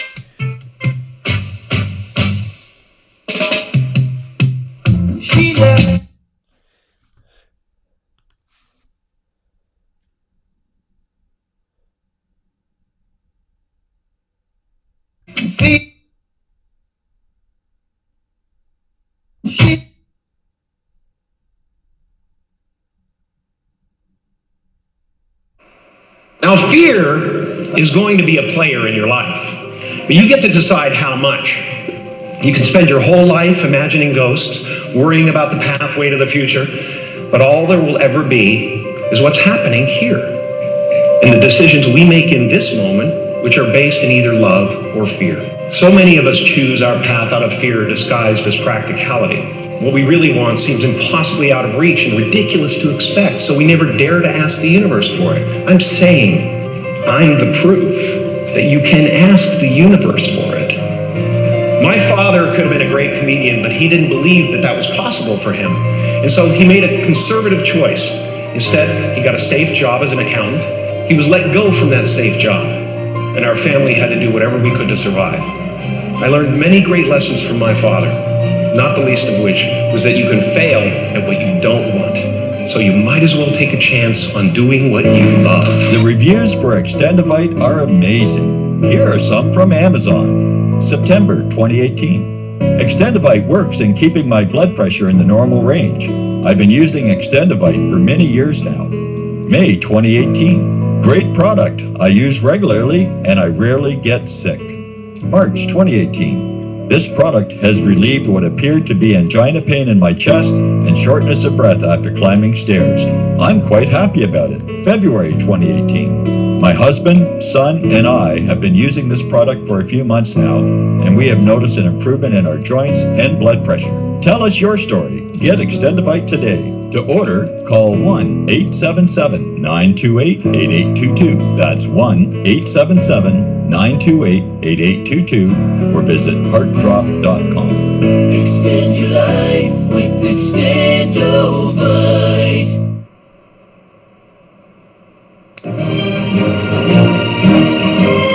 Hi, I'm Sergeant Jim Ram, retired.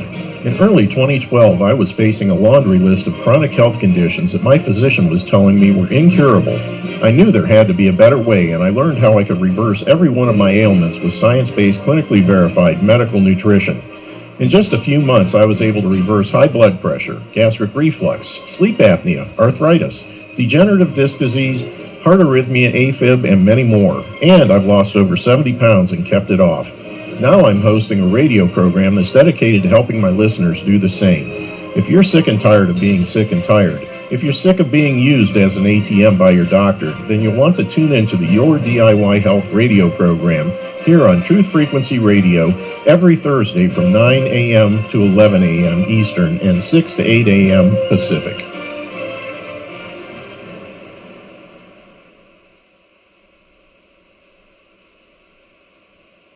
Real people, real radio.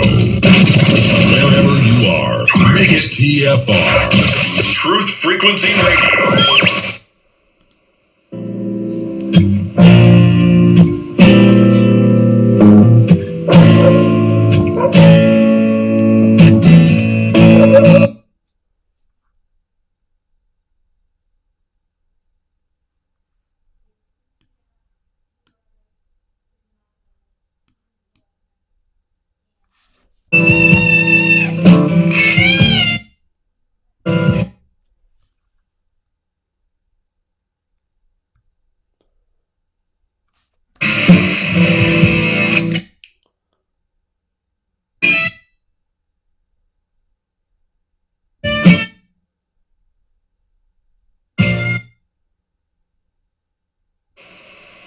All right, we're back, True Seeker. Again, I appreciate everyone calling in and sharing their thoughts with the program. But again, if you can just call in and express one clear idea, one clear thought, those always make for the best phone calls. When you're just rambling about topic to topic and you're asking me a question and then giving like 0 seconds to respond and rambling into the next thought, again, that's not an effective call, and it's kind of the thing that makes people wish that I took less callers. But let's go back out to the phone lines. And great caller from New York, 347, you're on. What's going on?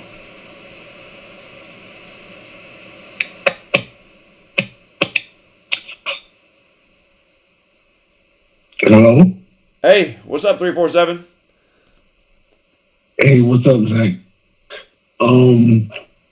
Did you remember the Vietnam War, this day in history in 1968? What happened? United States soldiers killed, 400 or 500 unarmed civilians? Oh, this is that massacre day. It was called My Land, a massacre or something like that? Yeah. Okay, I have heard of that before. Well, it makes sense it was today, right? 16/3/163, the 38th prime, the death, murder, killing number. I mean, it makes perfect sense now that you look back at it. So. And what are they showing on American TV? They showing that they bombing the maternal ward, they bombing theaters and they bomb the civilians and stuff. It's just funny how history repeats itself, right? Every couple of years, couple of decades, history repeats itself, and people just don't see it. Exactly. So, yeah, I'd heard of this event before. I didn't realize it was on this day, but doesn't that make so much sense?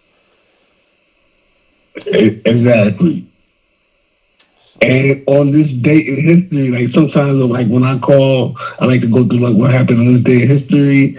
Don't you know, on this date in history, in 1998, Pope John Paul II asked God for forgiveness for the inactivity and silence of some Roman Catholics during the Holocaust. And what we've been talking about, Nazis in Ukraine and stuff like that. Right. So it's just funny that a lot of stuff happened. A lot of stuff happened today. You really look at it. Yeah, and we know why. The same patterns year after year. So, yeah, great observation. I'll do some more research on that one.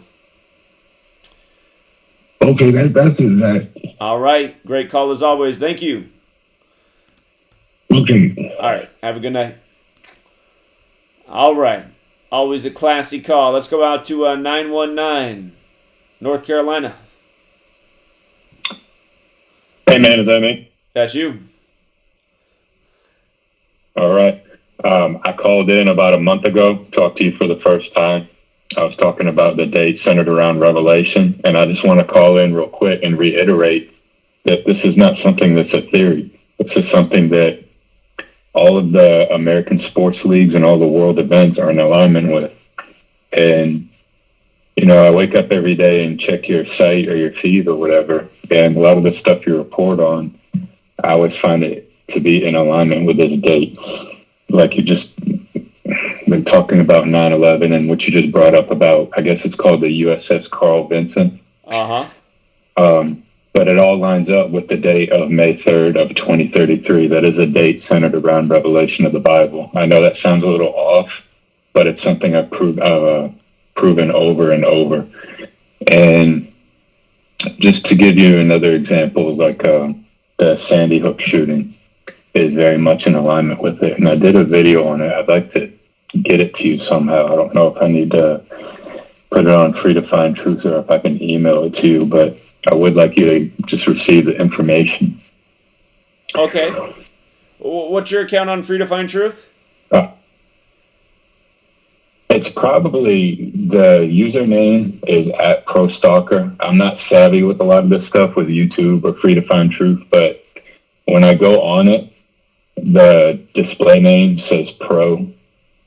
And I think the username in its entirety is @ProStalker. I did post it on there earlier. If you got a moment, I think it's like 7 to 8 minutes long. If you could just take a look at it, see what you think. But that's all the information I just wanted to relay that. All right. I'll check you out on Free to Find Truth. I appreciate it. Thank you. Yes, sir. Have a good night. All right. Take care.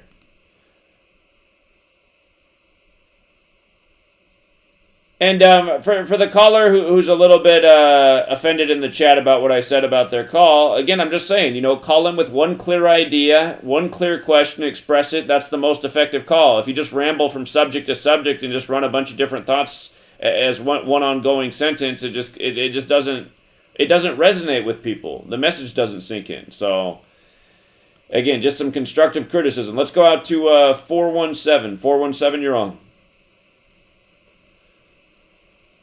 Hey, how's it going, man? Hey, thanks for calling in. Yeah, first-time caller and a recent subscriber as well. I'll try to keep it short and sweet, man. I was just wanting to get some insight from you, kind of off topic of what we're talking about, but really just with movies like 2001: A Space Odyssey and another example like Back to the Future. Really, if you look into these films, they have a lot of predictions with 9/11. I'm sure you're pretty aware of that. But I was just trying to get some insight into guys like Robert Zemeckis, Stanley Kubrick, Spielberg, and your Matt Groenings of the world. I was just looking to see what you thought of who these individuals were, how they had the foreknowledge, and how they had the ability to predict these things. I know that they fall in line with this Gematria stuff, but That's really all I have, man. I'll go ahead and just kind of let you answer that, and I appreciate your time, and you have a good night. Okay, yeah, it's a good question, and honestly, I haven't done a lot of research on those directors, but I think that would be a great study. One thing I always point out about Stanley Kubrick is he died 666 days before the start of 2001, and that number is connected to prophecy, and of course he did 2001: A Space Odyssey about technology overtaking man, and his last film was Eyes Wide Shut, which was a real eye-opener if you were paying attention. But my assumption, without having done the proper research to answer the question, is that they're in the right networks. I mean, they're part of the Jesuit network. They're close to it, and I would also suggest that maybe it's not necessarily them that has the foresight, but they're working next to the people who have the foresight, and these people are chosen because they're the most creative minds or the best minds to deliver the picture, as maybe the people behind them want it presented. But yeah, I'd have to do more research on that subject to answer the question appropriately. But it is a good one, and I'd encourage you, now that you got the knowledge in your hands, to start to look at it yourself. You might be able to find the answer, doing your own investigation. So appreciate it, man. Yeah. Thank you. All right, yeah, have a good night. Take care. Let's go out to 310. 310. How you doing? Hey, what's up, Zach? How you doing today? Doing well, thank you.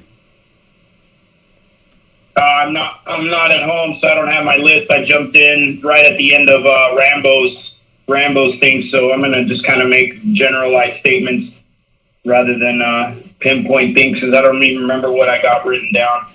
The one caller that just talked about the surety and why that's why we have a surname or a surname, because we're a surety or a surety. That's totally correct. And like the word live backwards is evil, and live backwards is devil, and time backwards is emit. So the Gnostic stuff says that basically the false light is emitting this light matrix, or Lucifer matrix as they call it, that's got a component or a coefficient of time which is being played with. So all those words backwards mean something for a reason.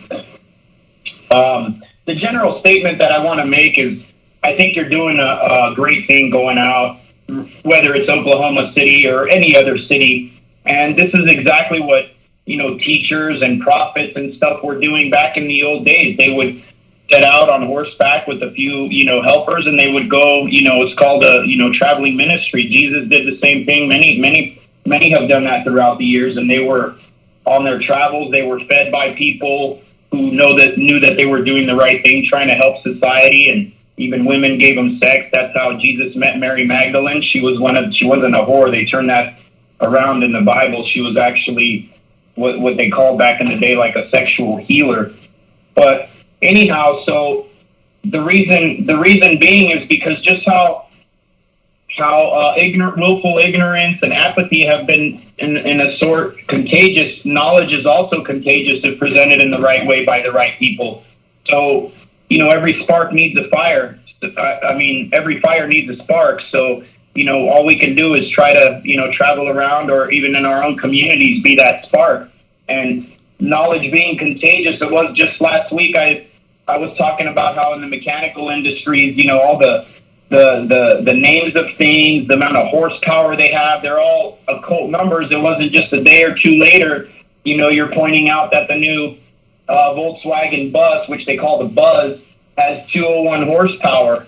And, before that you had the Tesla with the 1020 horsepower. And before that, we had Event 201. And, going even further beyond that, you had Catherine the Great saving the 200 Jesuits with their generals, so 201 total. And then before that, you had Lucifer with his 200 fallen angels, so another 201. So they keep going back. I'm thinking maybe we should start our own.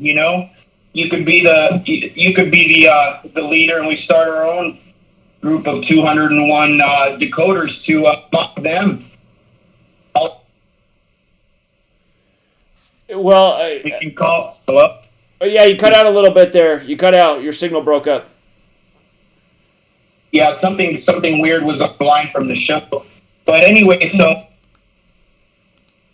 wow. I'm hearing stuff from like the TFR show in the back. Are you still hearing me? Your signal's dropping in and out a little bit, but right now I hear you. That's really weird. I'm getting like messages from the TFR show in the background that it seems like everybody's hearing it, but apparently only I am. But yeah, anyway, I was thinking, why don't we have, our whole society is weaponized against us. We have a surgeon general, attorney general, minister of health. I mean, that's the religious title, but we all know who runs the military is the religions anyway. So our whole society is weaponized against us. I think it's due time that we, weaponize against the evil that's coming after us. And that's why I think what you're doing is great. And, everyone else, the call out to other channels is great. And everyone should be doing this. We should be traveling to all, 4 corners of the earth doing this stuff like it was done in the old days, instead of focusing on their electronic mediums, which they censor. Right. So anyway, without having my list in front of me, I was already on hold, so I might as well have just put out something general for everybody. Well, I appreciate the message. Go ahead. Yeah, the daylight savings time now. I don't have as much time before the show of darkness. I'm barely coming in an hour into the show after walking the dog, so I don't really know what Rambo talked. Oh, he did talk about the trident. Yeah, that symbol, the 111, is also the 111, like the monster logo, is also a symbol for the trident and the unholy trinities. That's what this is basically all about. It's all about the 3, like that cop said, and the trident is the best symbol of 3 that they seem to have. That's why they make everything out of it, and they symbolize it everywhere. Okay, interesting. Yeah. Sorry, I'm just coming in. It's been a hot day here in Southern California. I'm just coming in from walking the animals. So, well, anyhow, I'll let you get to the rest of the calls. I don't want to take up any more time without having direct points here. Sure. Well, appreciate the call as always. Always interesting thoughts. And one thing. Oh, go ahead. One thing I do want to leave you with that I heard the other day.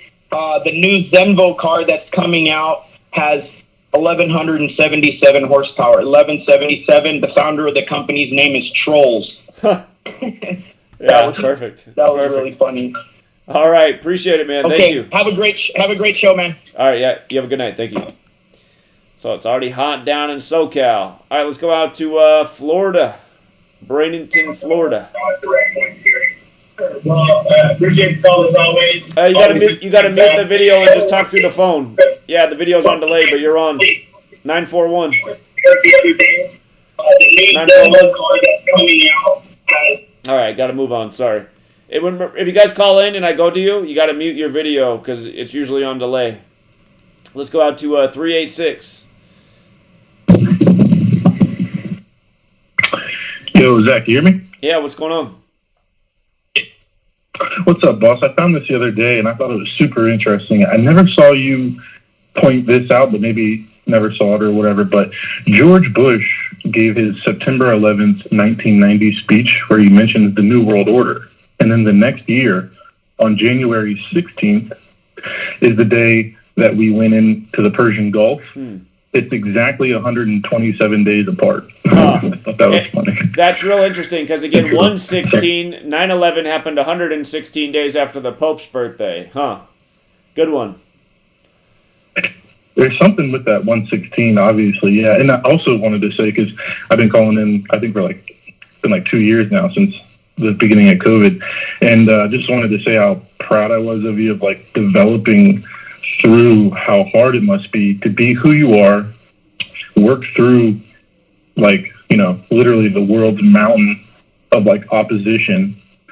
And I know it's aggravating, and that's part of why you're sort of how your personality is. But when you're on that guy Logan's show, and at the end you were really patient and really gave it to him, that was just perfect, dude. You're doing it perfect. And another part is the astrology people and all that. I was sort of the person where I was man, we shouldn't point towards too much stuff that we can't prove. But the Bob Baffert goat rituals with astrology really solidified that. So the fact that you're put Rambo on for as long as you want to talk about Mercury and stuff, I think is the best thing we could do I just want to say how proud I was and point that out. Thanks, brother. Well, you're welcome. Appreciate the call. Thanks for the support and the feedback, and have an excellent night. Have a good night, man. Yeah, take care. All right, let's go out to our friend in New York. How you doing this evening, 347? Okay, good. Uh-oh. Yeah, now I hear you. Yeah, I'm doing good. That's good. Anything new on your end? What's on your mind tonight, friend? Just whatever you got, I'm listening. Yeah, I'm just I still don't get through to that the Patreon. How to get to it? No, I still can't get through to it. I gotta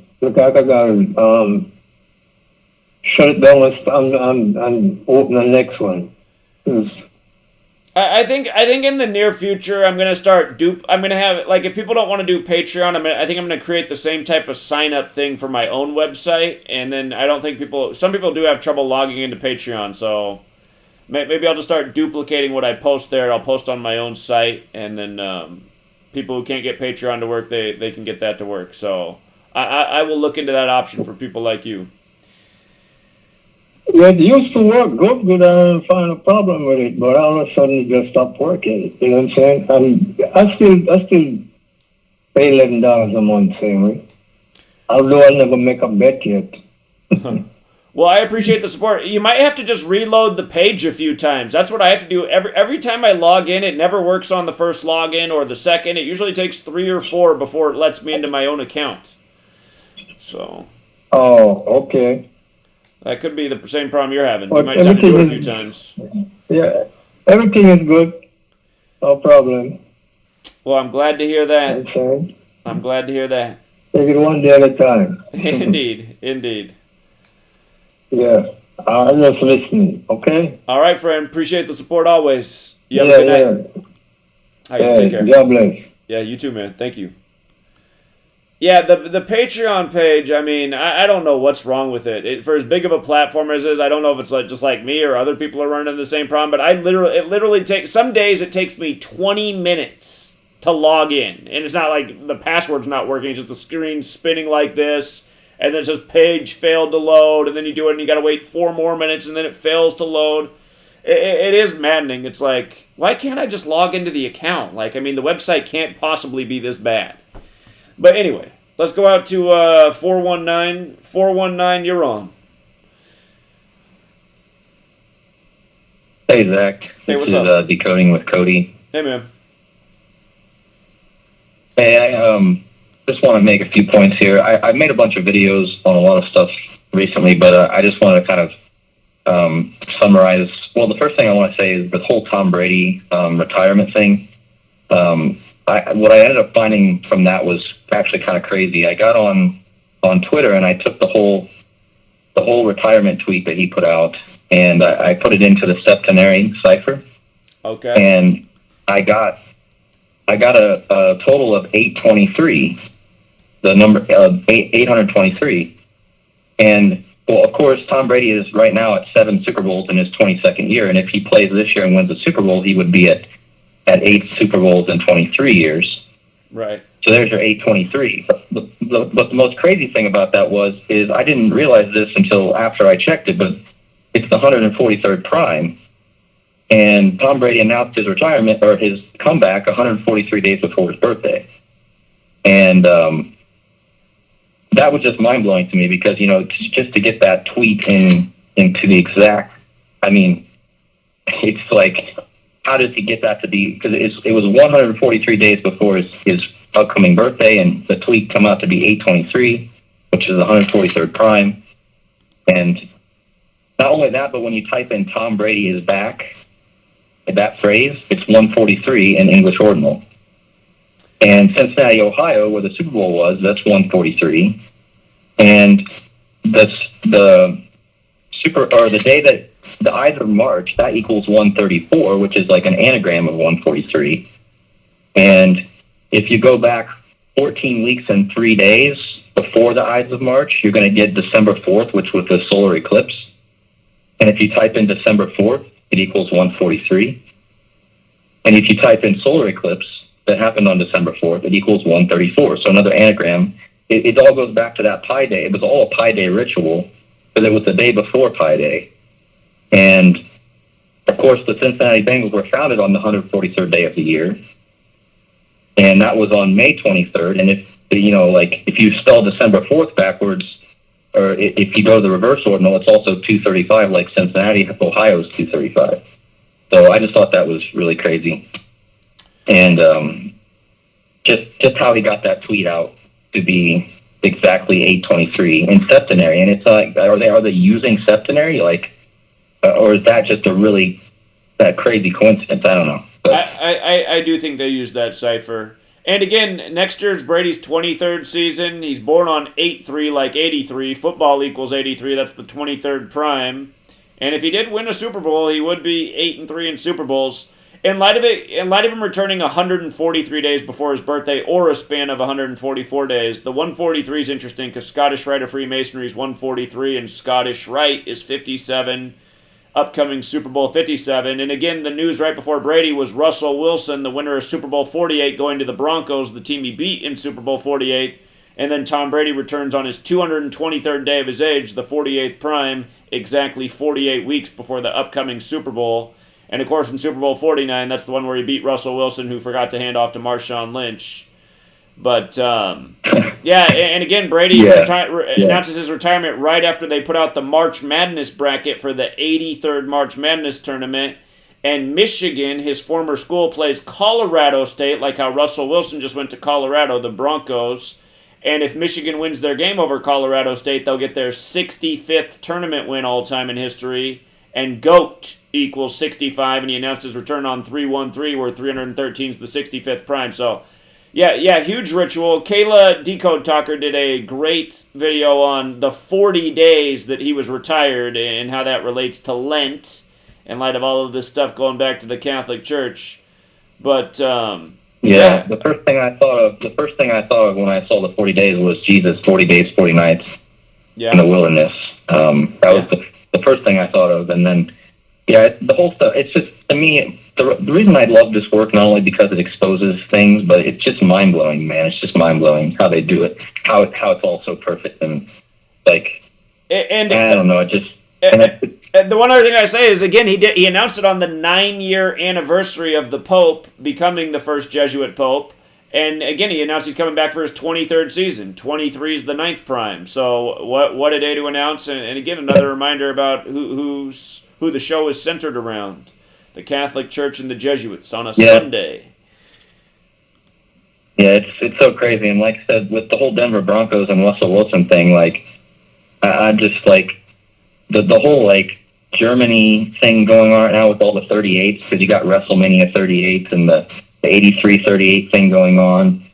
And I just started watching that show, the King, or the Man in the High Castle. And of course, in the 4th episode, there's a door, and on the door this is 201. I mean, it's just right there. And I don't know. I haven't seen enough of that show yet to really be able to decode it, but I did put in the date that the show started on January 15th, 2015. And if you go to April... It's the commercial break. Say it real quick. What were you going to say? We'll be right back, everybody. Sit tight.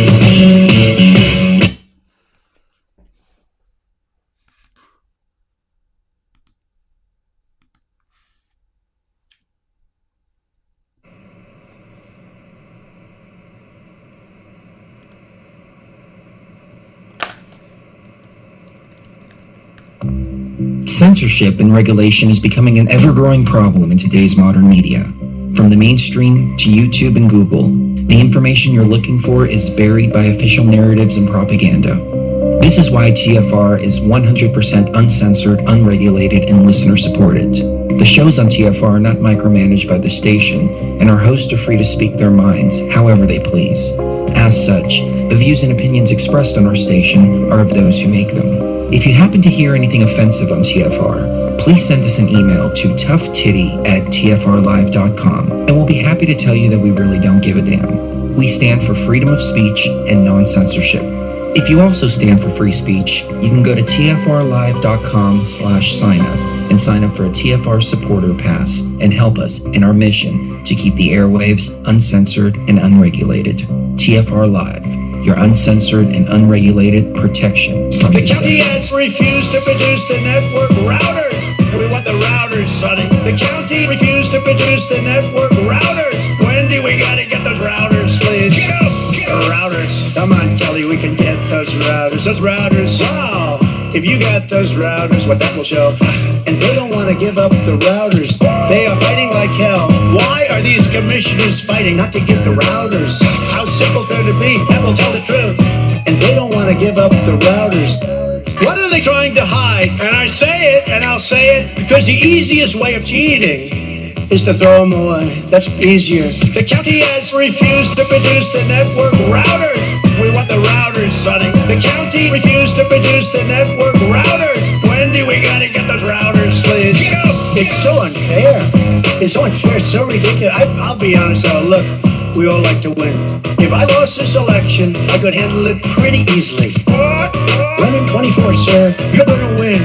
And I say, wait a minute, I just won 6 months ago. The big lie, they call it. Those claims are unproven. And knowing what happened in the election is a good thing, not a bad thing. It's a good thing, not a bad thing. It's a good thing. The county has refused to produce the network routers. We want the routers, Sonny. The county refused to produce the network routers. Wendy, we gotta get those routers, please. Get up! If you think about cancel, everything about cancel culture, they want cancel culture. But what they don't want to do is anything having to do with the 2020 election. We have no press. We have no voice. They almost got away with it. They may have gotten away with it. And I've got to tell you, I've got to say this. I've never said it before, but I've always thought it. I get along with Putin because that's a good thing, not a bad thing. The county has refused to produce the network. This is Truth Frequency Radio. The wicked ones, obviously under heavy Masonic influence.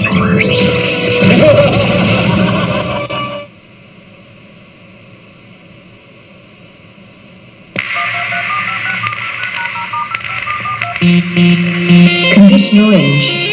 Condition orange. Situation delta in effect. Please enter your agent number now, followed by the hash key. You have to create culture. Don't watch TV. Don't read magazines. Don't even listen to NPR. Time comes when silence is betrayal.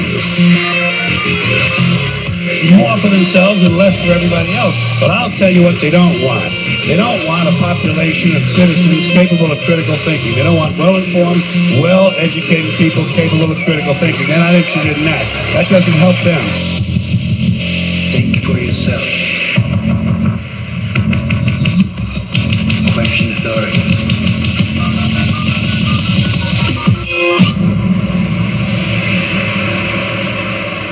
This code has been compromised.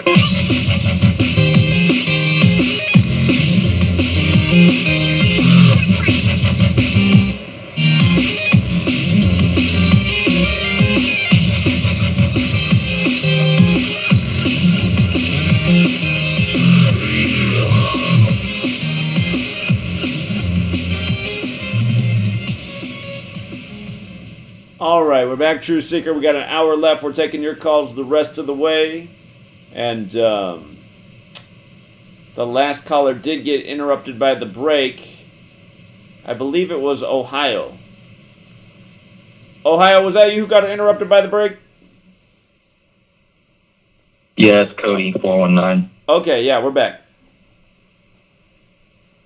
Yeah, I just want, I was just saying real fast, I wanted to make my last point about the king or the man in the high castle show, and I already found some interesting things. I just started watching it, and I put in the date that it started airing, which was the 1st of January 15th, 2015, and if you go to April 15th this year, it's actually a total of 2,648 days, which is the 838th prime, I believe, which is interesting with all the 83 that are going on. It's also 87 months. And the show was shot in Seattle near, obviously, Bill Gates, 87. So I think that might be, I think this show has a little bit of programming into it about our current events, obviously because of the whole Nazi thing and stuff. So, but. Well, good observations. Very interesting. So. Yeah, and I'm going to be putting out videos continuing on my page. I'm doing a lot of research right now. I put out a video last week about iPad Goat and how you can tie all the important dates to the Queen, about the Lord of the Rings, the Two Towers, and I was pretty much just talking about June 15th, Cooper Cup's birthday, and how it's probably going to be a huge day. So, but that's all I got, really. All right. Well, I appreciate it. Thank you. Yep. Take care. All right. Yeah. Have a good night. All right. Let's go out to 707. 707, you're on. Hello? Yeah. You're on. Hello? Hello. Okay, give me 1 second. Hold on. I'm sorry. Hi, Zach. I've been listening to you for 2 years, ever since George Floyd died. And I'll make this real quick because there's this guy in Ukraine. He's in Kharkiv, and he's been streaming this shit. His name is Gonzalo Lira. Gonzalolira. He's in Kharkiv, and he's been streaming this shit. Okay. Can you hear? Uh-huh. All right, and that's all I got right now. But thank you. I've been listening to you for 2 years, but the way I found you was through a guy named Spacebusters. He made a 5-part series on COVID-19, and you were featured in his video. So give a shout out to him. All right, I appreciate it. Thanks for the support. Yeah, Gonzalo Lira. Please check him out because he's in Ukraine. Okay, how do I spell it? Gonzal. I see it. It came up. It must be a hot channel right now. Okay, it came up.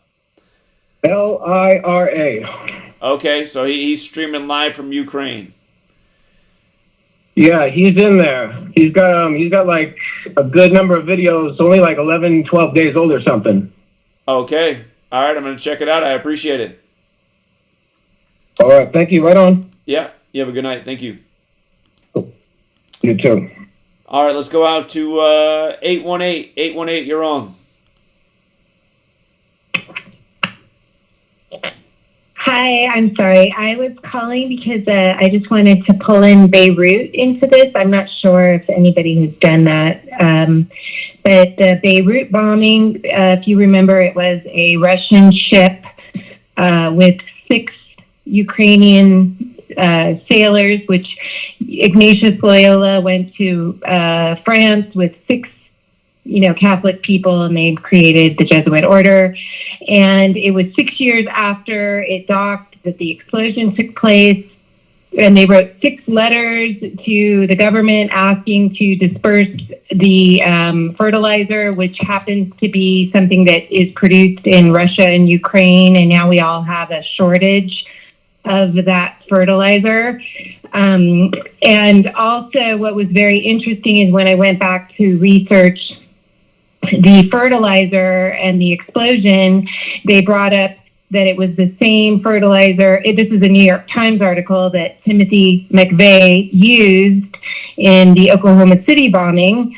And then when you pull it back into the rams being the same color as the Ukrainian flag, my son sent me a picture of the flag of the Canary Islands, which is, the blue and the yellow and the white.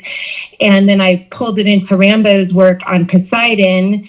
And the Canary Islands has a Poseidon right in the water, like, a statue that has water splashing around it. It's really creepy. And then Beirut, I think Neptune or Poseidon was the god since antiquity of Beirut. So it was a very interesting key that he opened up into that. But Beirut also is where the longest sitting Jesuit general, superior general, was buried, and he grew up there and he lived there. Are you familiar with this superior general? I didn't. Tell me who that is. Oh my gosh, I'm sorry. I'm looking at my screenshots. I'm not so organized. Peter Hans Kolvenbach. His name was Hans Kolvenbach. He was buried. Yes, and he's buried there. And what's interesting is in the explosion took place August 4th, 2020, but in April 4th, 2019, they went and visited his, tombstone in Beirut. A bunch of Jesuit priests on their way to somewhere else.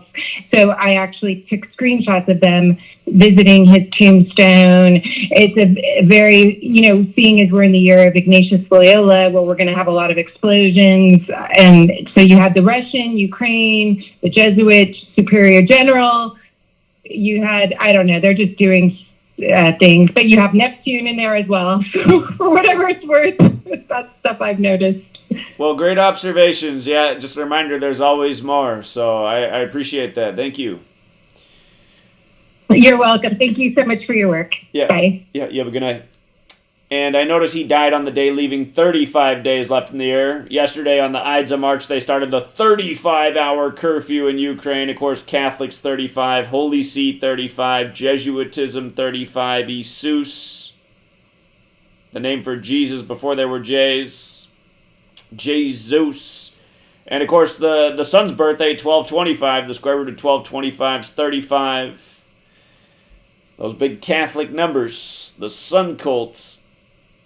Let's go out to is it 707 this night? 707? 707, did we check in already?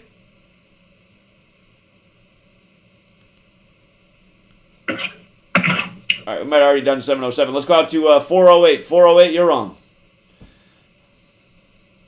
Hey, Zach, how's it going? It's going well. How are you? Yeah, I just wanted to, this isn't really Gematria related, but just to touch up on the daylight savings time permanent thing. I know you've talked earlier about like they're kind of like disconnecting us from nature and all that, and that's kind of what this is. I mean, the way it should be is like 12 o'clock, if you have 24 hours, 12 o'clock should be the middle of the day where the sun is closest to the peak of its arc across the sky. But now it would be shifted to, that would happen at 1 o'clock. And it's just they kind of want to take away, they want to make us feel, well, let me say that again. They know that we're actually not, people think they're smarter than they are, but the people in charge know that we're not very smart. And by making this change, they're kind of making us less connected to our surroundings. I hope that makes sense.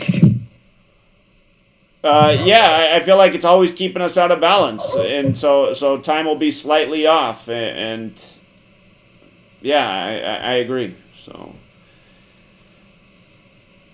all right, thanks, Zach. All right, friend, appreciate the call and the thought. Thank you. Okay, and let's see, Michigan 616, you're on.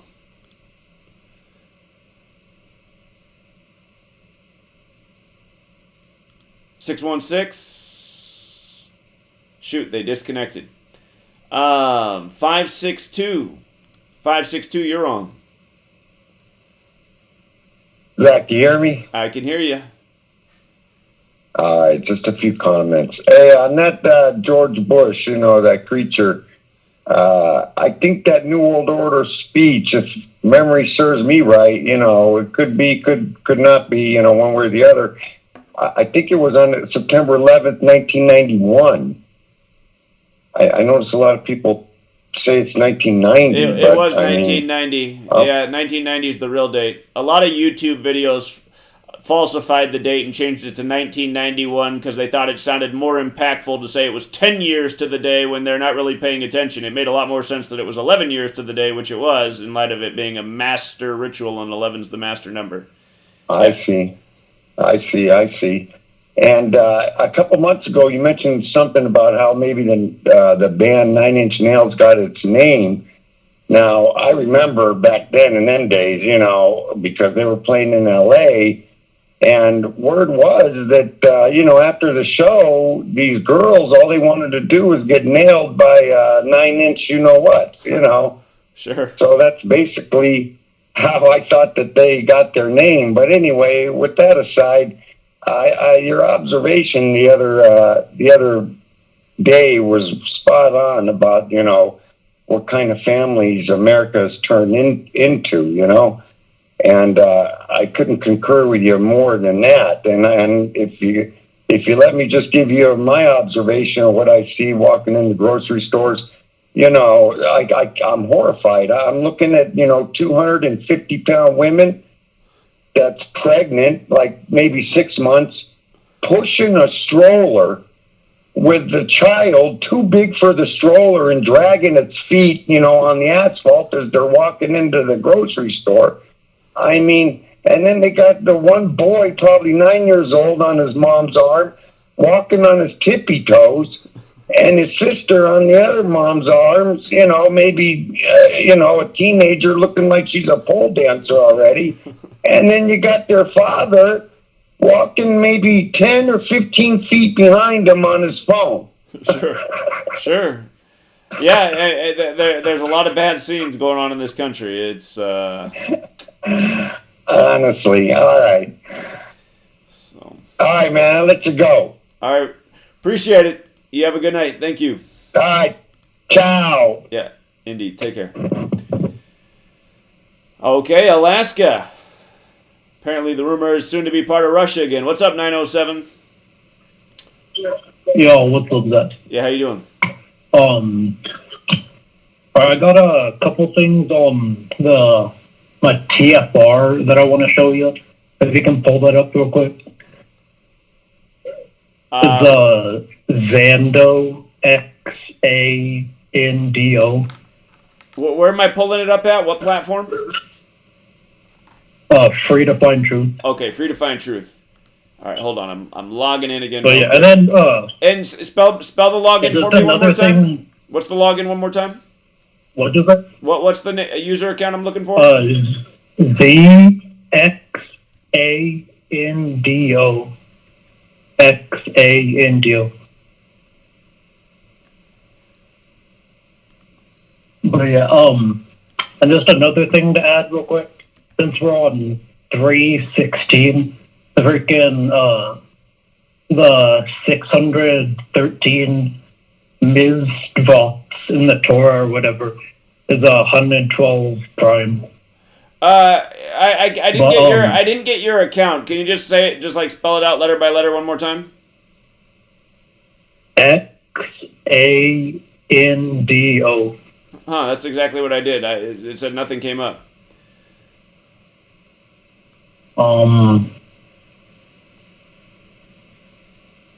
Yeah, I'll try to comment on yours or something, but basically I posted a couple of things on there.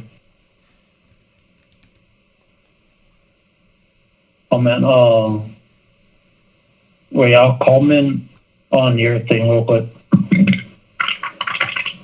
Just maybe make a post right now, just a current post. I don't know what you're going to comment on. I haven't posted anything for a while. I just made a post. Okay. Need alright.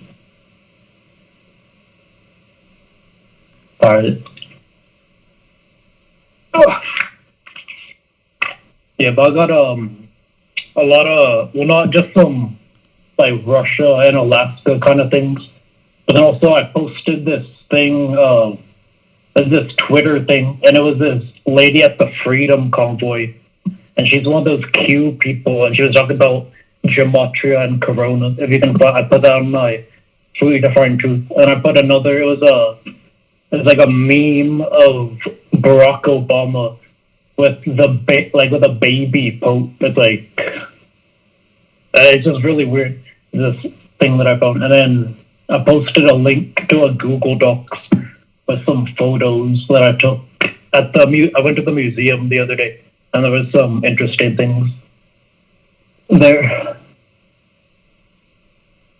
But yeah, if you want to go to my first post, it's the Q lady and the Freedom Cowboy that was talking about Gematria. I got 1.6 million views on Twitter. Okay, I see like the Bleeding Alaska, Sonia Combs. Oh yeah, like my first. Oh yeah, that's the photos I posted. Basically, there's it's pretty. I saw, like, I was looking at Pope Francis and freaking Obama because I saw that meme stuff, and it says right next to his height, it says same as Martin Luther, and he's 5'9", same as Martin Luther. There's like 95 theses, which I thought was interesting. And then it was a photo, the Sonia Killer Combs of the Catholic Church abuse in Alaska, and it said the recent works represent the 35 villages with credible claims of abuse at the hands of the religious officials supposedly sent to save them, which is pretty interesting because 35 is Catholic number. So did they abuse? Like they literally ritualistically numbered the abuse, or they only let it come out ritualistically numbered, which is pretty interesting. And then that last one, that's a photo that somebody posted on Imgur that said prepping, and those are items from the video game Fallout. So he was joking about how he's prepping for a nuclear fallout. And then the other photos with all the screens and stuff, that was another exhibit called Lies, which was basically like based off fake news that I'm pretty sure. But what I think is funny is that there was definitely some triple jabbed, double masked people that went into the exhibit and thought how we need to get rid of all this fake news about all these conspiracy theories, all this stuff, but they probably didn't get the joke, what it was really about. Sure. Well, I appreciate the observations and the share. Interesting stuff. And yeah, just that Catholic 35 number. It is funny how when they disclose their wrongdoing, it does seem to always be encoded.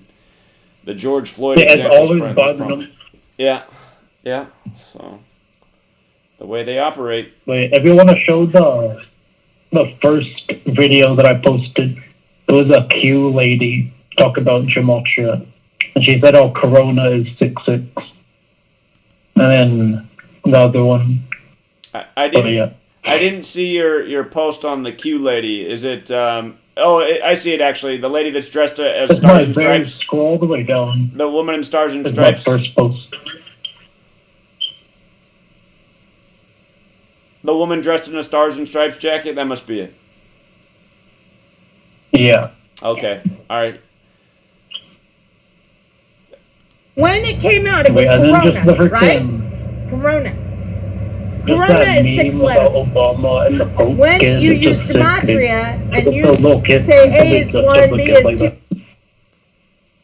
I was playing the clip, so she's saying Corona is 6 letters. Here, let's just play the clip real quick and see what she says. C is 3, and you put Corona lined out at 6'6", so that's 666.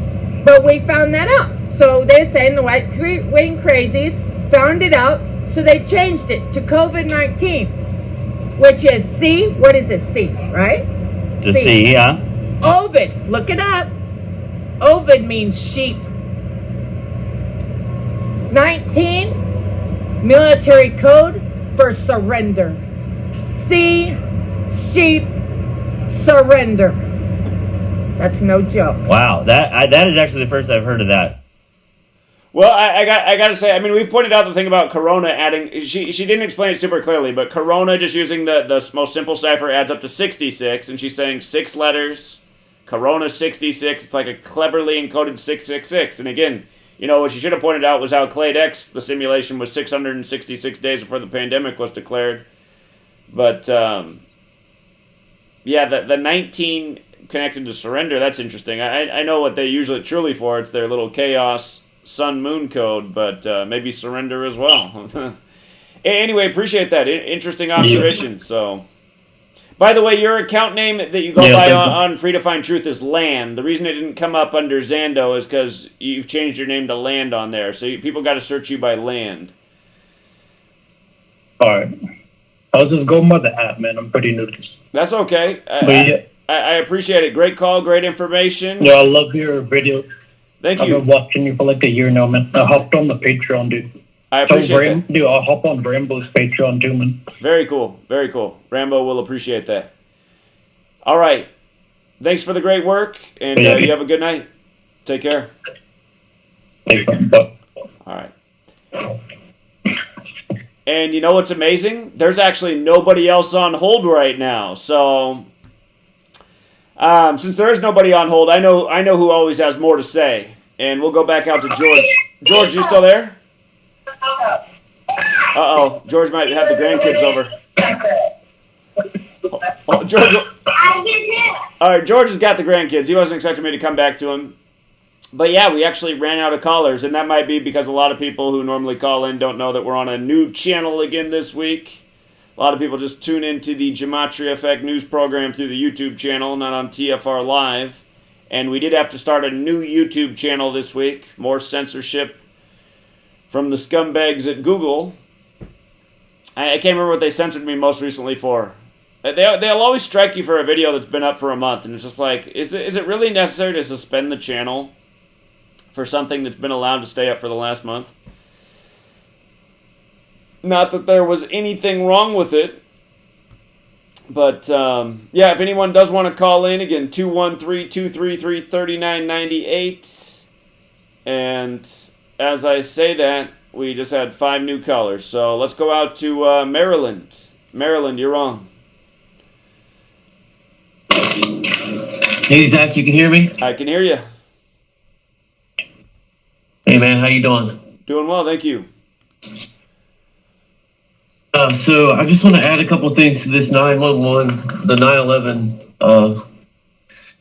psyop. You know, when George room, right, and those kids, they were reciting words and they were reading this book, and in CIA, the term kite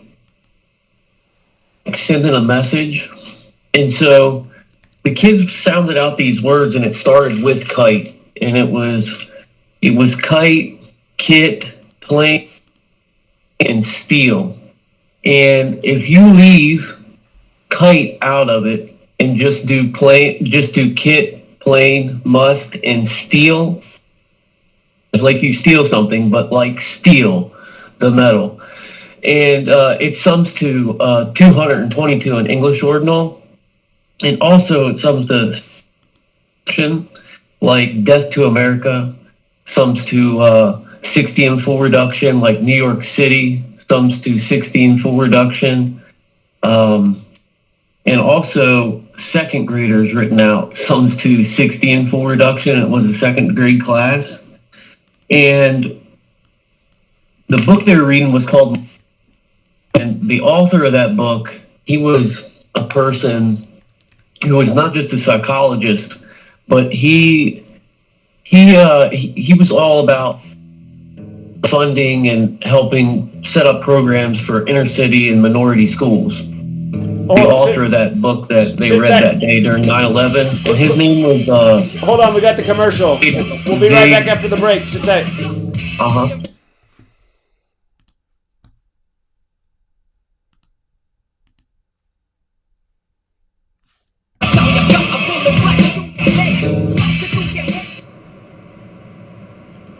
Every champion has felt it. Every president has felt it. Every king has felt it. Every lion has felt it. Every winner has felt it. Every soldier has felt it.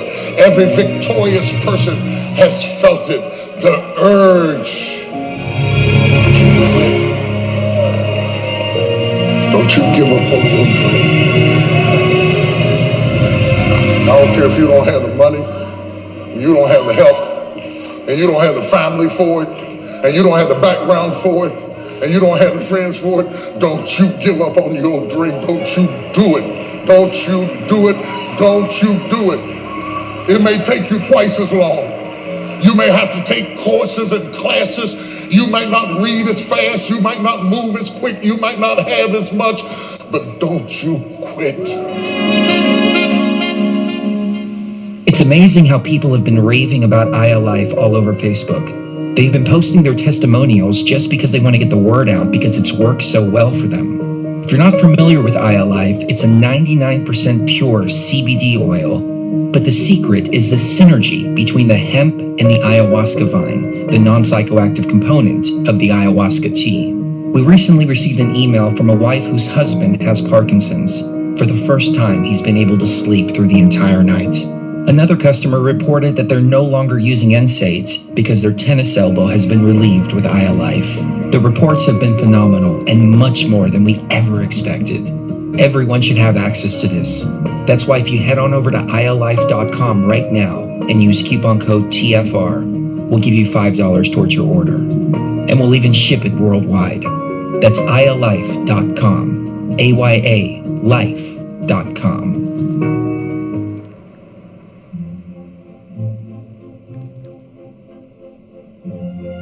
For millennia, mankind has been searching for answers to the big questions, such as, where did the universe come from?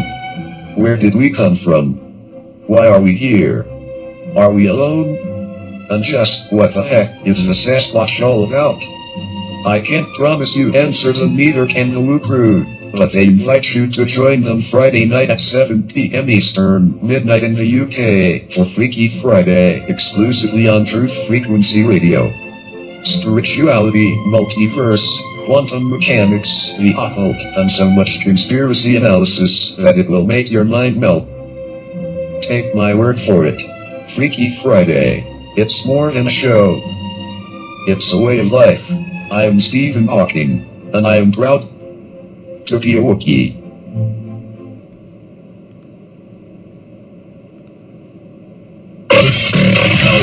Real people, real radio. Initiating the truth frequency. This is Truth Frequency Radio.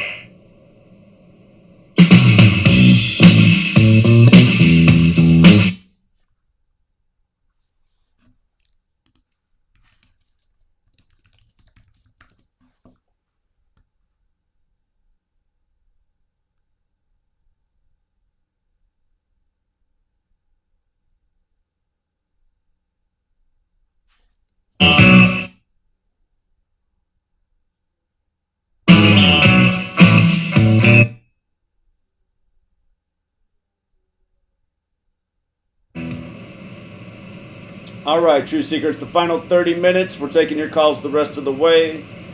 And to get back out to where we were, it was Maryland who got interrupted by the break. Maryland, you're back on. Yes. So what I was saying is the author of that book that they read that day, My Pet Goat, was Sigmund Zig Engelman, and his middle name Zig sums to 42 and 24, and we all know what like 42 means, and he was a big advocate for African American children and minorities altogether. And that whole classroom, you know, it was Emma E. Booker Elementary, and that is a minority elementary school. And when you dig in deeper to like Emma E. Booker herself, before, you know, school, she started an elementary school for all black children. And would you believe that the place where she held the school at was the night,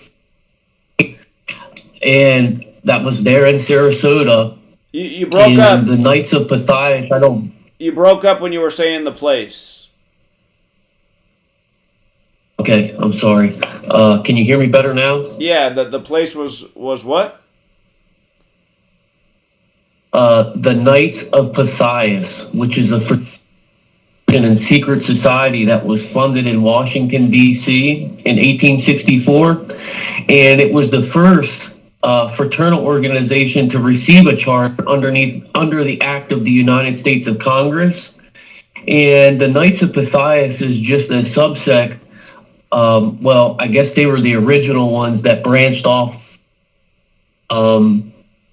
the Order of the Eastern Star. You familiar with that? Uh-huh. Freemasonry for women. Uh-huh. Also, it branches off.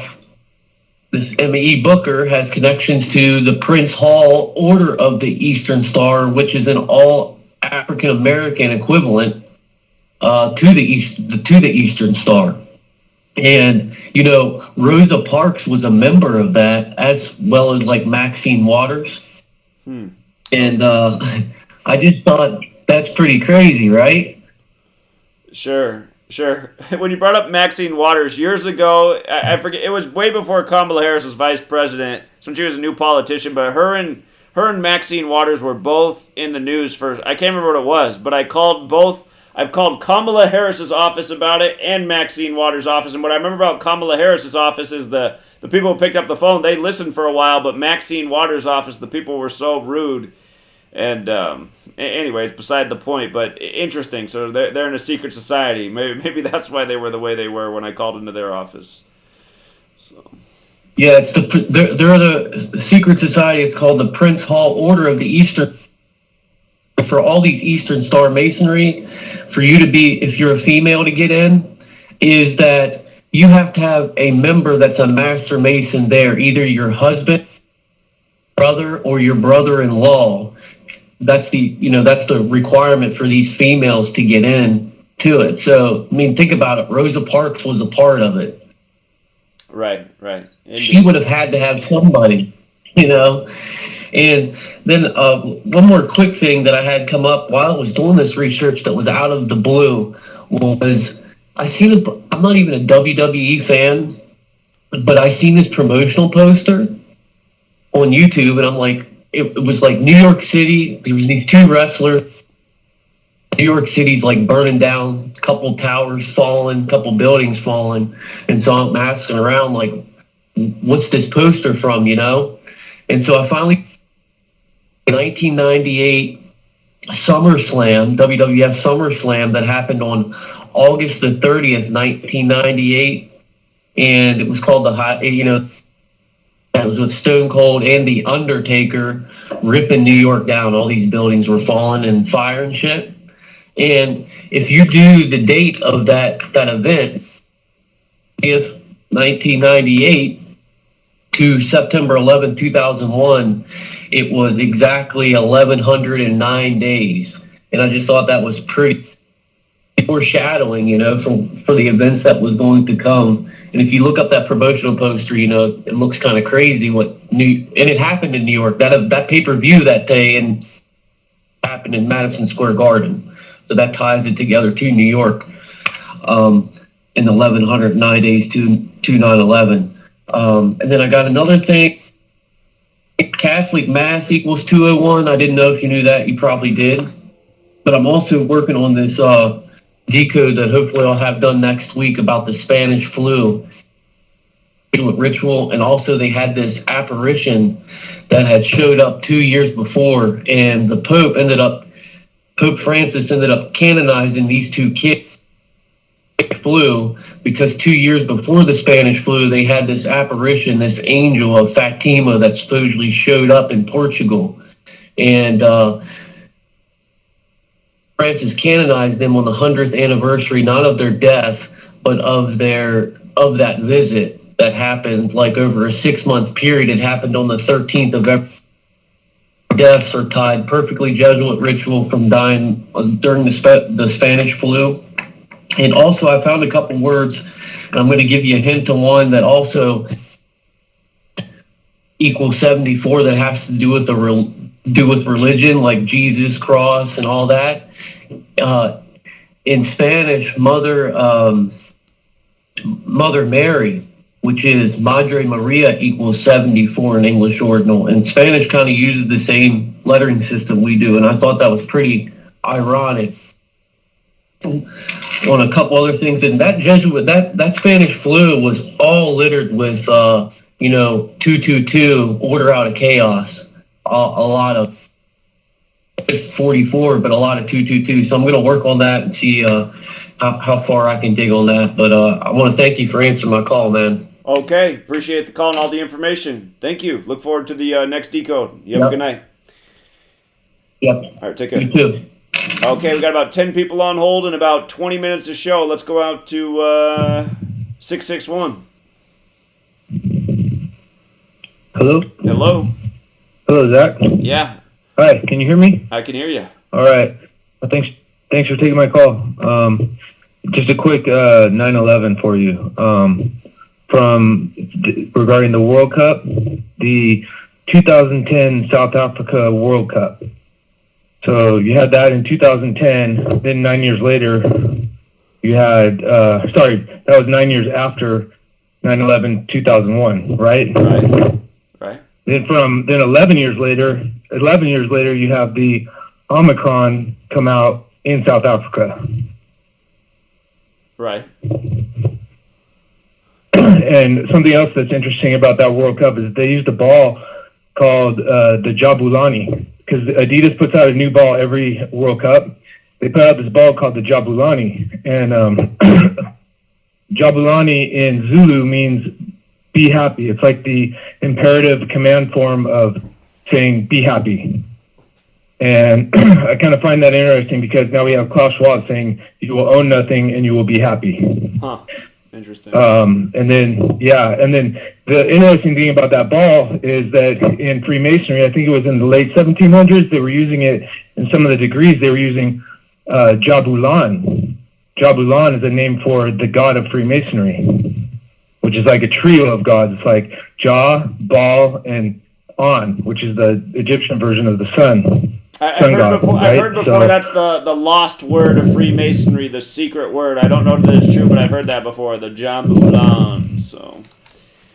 Yeah, and so the interesting thing about that ball was that all the goalkeepers were complaining because the ball it was made really weird. It was kind of light and it swerved from left to right constantly, so they couldn't get a read on it. So that was the big complaint about it. There was tons of articles that came out about it and stuff.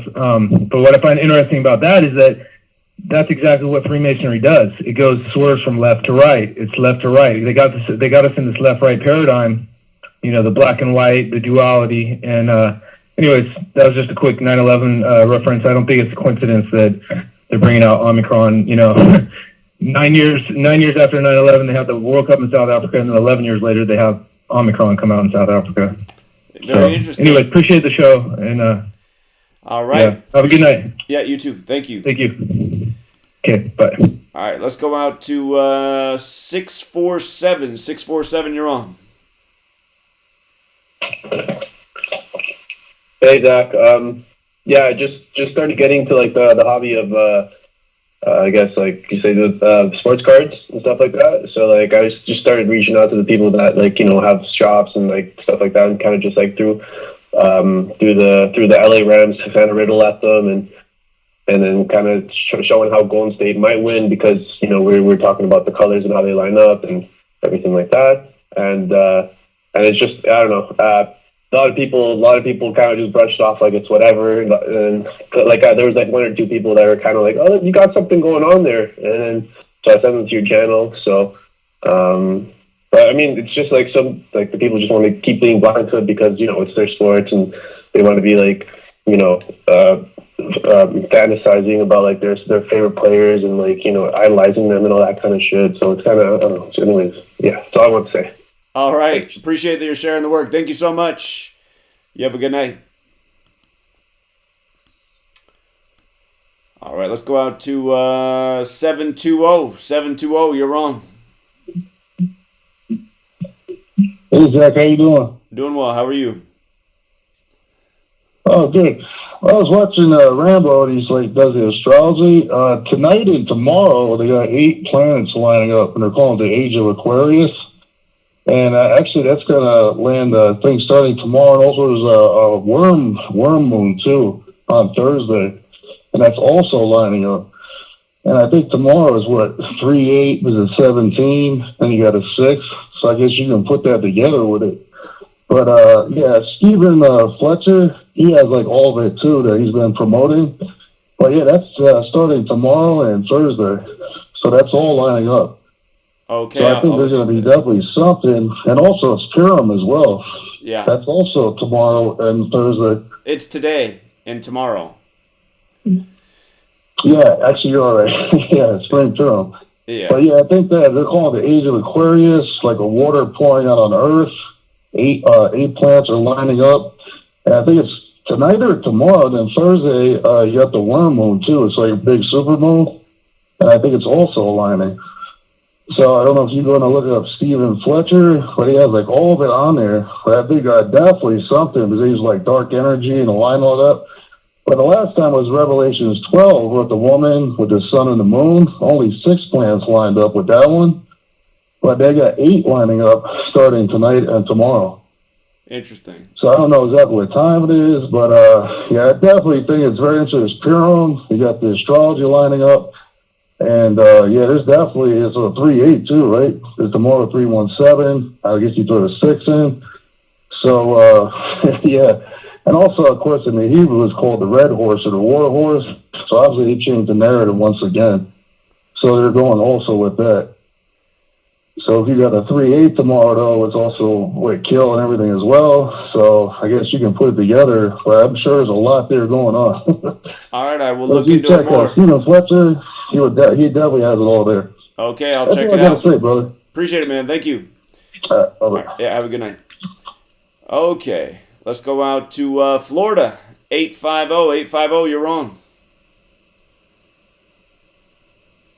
Hey, Zach, it's Barbara. How are you? Barbara, great to hear your voice. Doing well. How are you?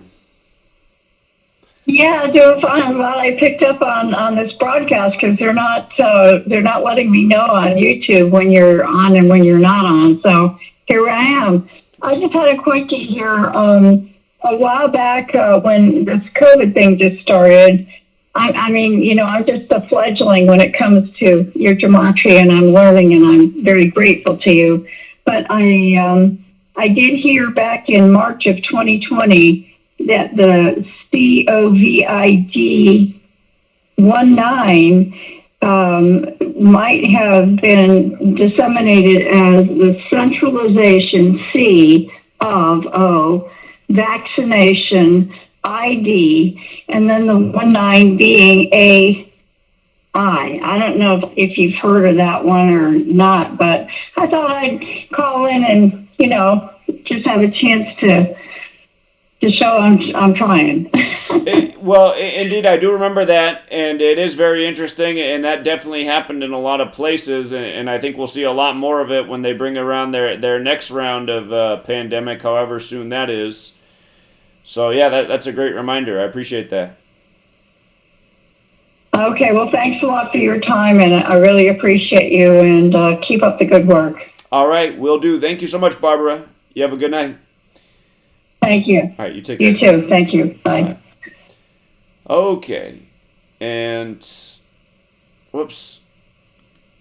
No, we already checked in there. Sorry, somebody hung up, so it messed me up. 510, you're on. Hey, what's up, Zach? Can you hear me? I can hear you. How you doing? Hey, great. Doing pretty good. How are you? This is Bamboo. Just wanted to say what's up. I had a couple things on the surface that I saw that I'd just like to go through real quick. Yeah. Rambo was talking about the 43 with the nuclear. Okay. And I thought it was kind of interesting. In Fukushima, the power plant is called the Daiichi Nuclear Power Plant. And if you type in Daiichi, D-A-I-I-C-H-I, you get 2 43s. So I thought that was kind of interesting. Sure, yeah. And there's something going on there, and like, I can't, you know, my knowledge is not up to par with yours or Rambo, so I'm just kind of looking at the surface. A couple other things. This day in history, 3/17/1969, so tomorrow, Golda Meir, she was the fourth and first and only female prime minister of Israel. And when you type in Golda Meir, Meir, or M-E-I-R, you get a 48. And of course, that's a big number because Israel was founded in 1948. I thought that was kind of interesting. Another thing, in 1995, on March 17th, the U.S. approves the first chickenpox vax. And they called it the Varivax, V-A-R-I-V-A-X. And that comes out to a big 34. I thought that was kind of interesting. And a couple people were talking about 9/11. And I don't know how many know, like, Die Hard, when it came out, the 1988 movie, the first one, did you ever see the cover? It has two towers in the back burning. And I thought that... I think that's why a lot of people thought that morning of 9/11 it was a rerun of Die Hard. I mean, I remember my roommate woke me up and I looked at the TV. I thought it was Die Hard. That was my first thought. So I know it's on the video game and also on the cover of the first Die Hard. And then Die Hard 3 with a Vengeance. I watched that recently. I didn't really do any decoding, but there's so much in that movie. It just seems like it was like a preview of something like 9/11. Indeed. You type in Die Hard, you get 40 and 1. Terror, 40 and 41. So I thought that was pretty interesting. And one other point I wanted to make. I think one of the best examples of how this is not organic, it's weather control, and that's a big 201, as you know. But that affects everybody. And we know that it's not organic. They have been polluting this on purpose, and that's, a good example of how it is not organic at that point. So I just wanted to point that out. All right, friend. I appreciate it. Great observations. Thank you. Yeah, thank you. All right, you have a good night. Thanks, Zach. Thanks for the show, and then everybody have a good night. Thank you. All right, take care, man. All right, let's go out to 310. 310, you're on. Are you back to me again? Oh, did you called back in? So we are back to you. I did. I'm in front of my list now. All I did was I plugged my phone in, and for some reason it hung up, so I just recalled so I could listen to the show. But I just had a couple questions for you on my list that I'm just going to list. I'll just wait for next week for the rest of this stuff. Have you ever decoded the 3 presidents before George Washington? That would be. I haven't. That would be good. Isn't there more than 3? I thought there was more than 3, but that would be interesting to look into. Oh.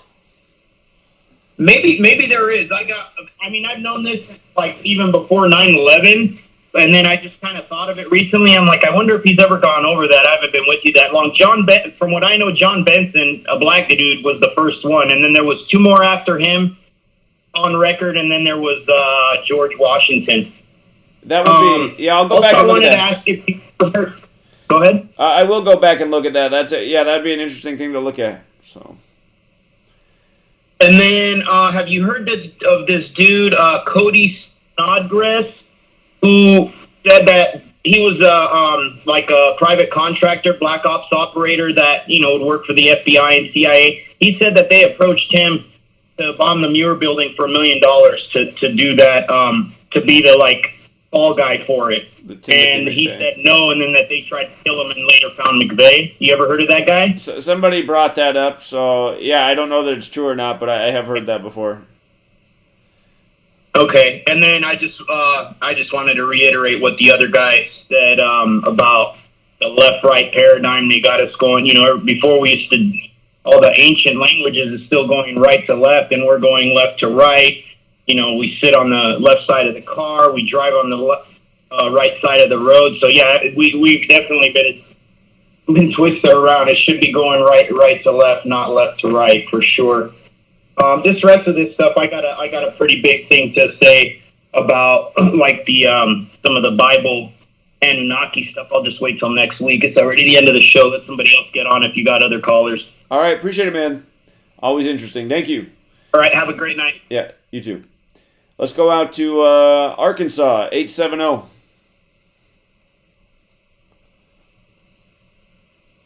Hey, what's up, man? Hey, what's going on? Hey, nothing. A buddy of mine sent me this thing that he might have touched on this. Have you seen about the article came out in December about the Switzerland suicide squad?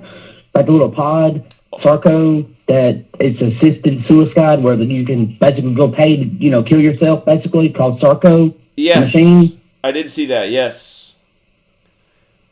Yeah, I did a little Gematria on it. It's like 56, 20, 79, 34. And then one of the ways it dies, which is like, I'm not sure, I probably can't pronounce it, so I copy and paste it. It's like hypercampania or something like that, and it's 54. So, in reduction. So, a lot of numbers there. Those familiar Jesuit numbers, yeah. Yeah, another thing that fits in with the population control idea, so. Yep. So, yeah. Okay, but that's all I had. I was just curious if you heard about that. That's all it was, man. I appreciate it. Keep up the good work. Yeah, thank you. Thanks for bringing that back up. All right, you have a good night. Have a good one. Yeah, take you care. too. Yeah, for anyone who missed that, there was the assisted suicide pod that was unveiled, like you said, back in December. Let's go out to 818. You're on. Hi, I'm sorry, I'm calling for the second time, but I heard a gentleman mention Wormwood being one of the planets in alignment, and Chernobyl means wormwood, which I think is very important because that's something very important and significant in the Book of Revelation. It turns the waters bitter or something. It's like a star that falls from heaven. So I thought it was interesting. That's it. I'll let you go back to other people. All right, appreciate it. Thank you. Yeah, there's a plant that grows there in the town near Chernobyl that has a relation to wormwood. We were looking into that a few weeks ago. Let's go out to 513. You're on 513. Oh, I did something weird. What did I just do? Hold on. There we go, 513. Sorry, I hit the wrong button. Hey, Zach, can you hear me? I can hear you. I was just wondering if you've ever done a decode on the Coops 2001 album. I heard about the hip-hop album that shows the towers exploding behind them. I haven't decoded it, because I have not decoded it, but I definitely put that album artwork on a picture in my first book. It's in there, so. Oh, got you. But yeah, that yeah, would that's be a pretty good much decode. it. All right, yeah, appreciate it. Thanks, man. Thank you. Yeah, the coup with the World Trade Center blown up, set to release September 11, 2001. And speaking of New York, we got our good caller back in. He must have one more thought. What's going on, man? Hello? Yeah, you called back in. What's going on? Oh, I was just listening to that. Just loading some more code. I just want to get him for the show ending. Well, I only got a minute of show left. So you got any closing thoughts? What do you expect for St. Patrick's Day tomorrow? I didn't think about it. I better look at the tournament, though, in light of St. Patrick's Day. So, I'm glad you reminded me of that. Do you have any expectations? I don't have no ideas. That's why I'm asking. I don't see nothing in the news that's pointing me towards anything that will happen tomorrow. Yeah, I'll think about it. I don't have the answer right now, though. But anyway, man, we're about out of the show. I do appreciate you calling. Oh, go ahead. But one more thing. Boston Celtics play tomorrow, so there you go. We'll see what the numbers happen for the Boston Celtics. Wear your green on St. Patrick's Day. Yeah, look out for the green uniforms tomorrow. Who's wearing green? All right, appreciate it, man. Okay, Zach. All right, take care. Yeah, it reminds me of being in school. People would be trying to pinch you if you didn't wear green on St. Patrick's Day. Where do these ideas even come from? They're all Catholic. That is the show. We'll be back next Wednesday. And appreciate everyone tuning in tonight. Take care, True Seeker. All right, everybody. Got to wrap it up. I still got lots to do. I still got to fill out my bracket tonight. So anyway, we'll leave it there. We'll be back tomorrow. Always busy. And again, thank you to everyone who tuned in tonight. Thank you for hitting the like. Thank you to those who share the content. And hey, Charmaine, if you're out there, Charmaine, she sent me some nice organic soaps. I don't know if she's still up. She's on the East Coast, but I'll mention it in the next video too. Thank you, Charmaine, if you're out there. Jason says, taking a look at the national flag of Barbados. It's a trident of blue and yellow like Ukraine. Interesting. Okay. Interesting. All right, thanks for staying up late. And we'll leave it there for tonight. Till next time, Truth Seeker.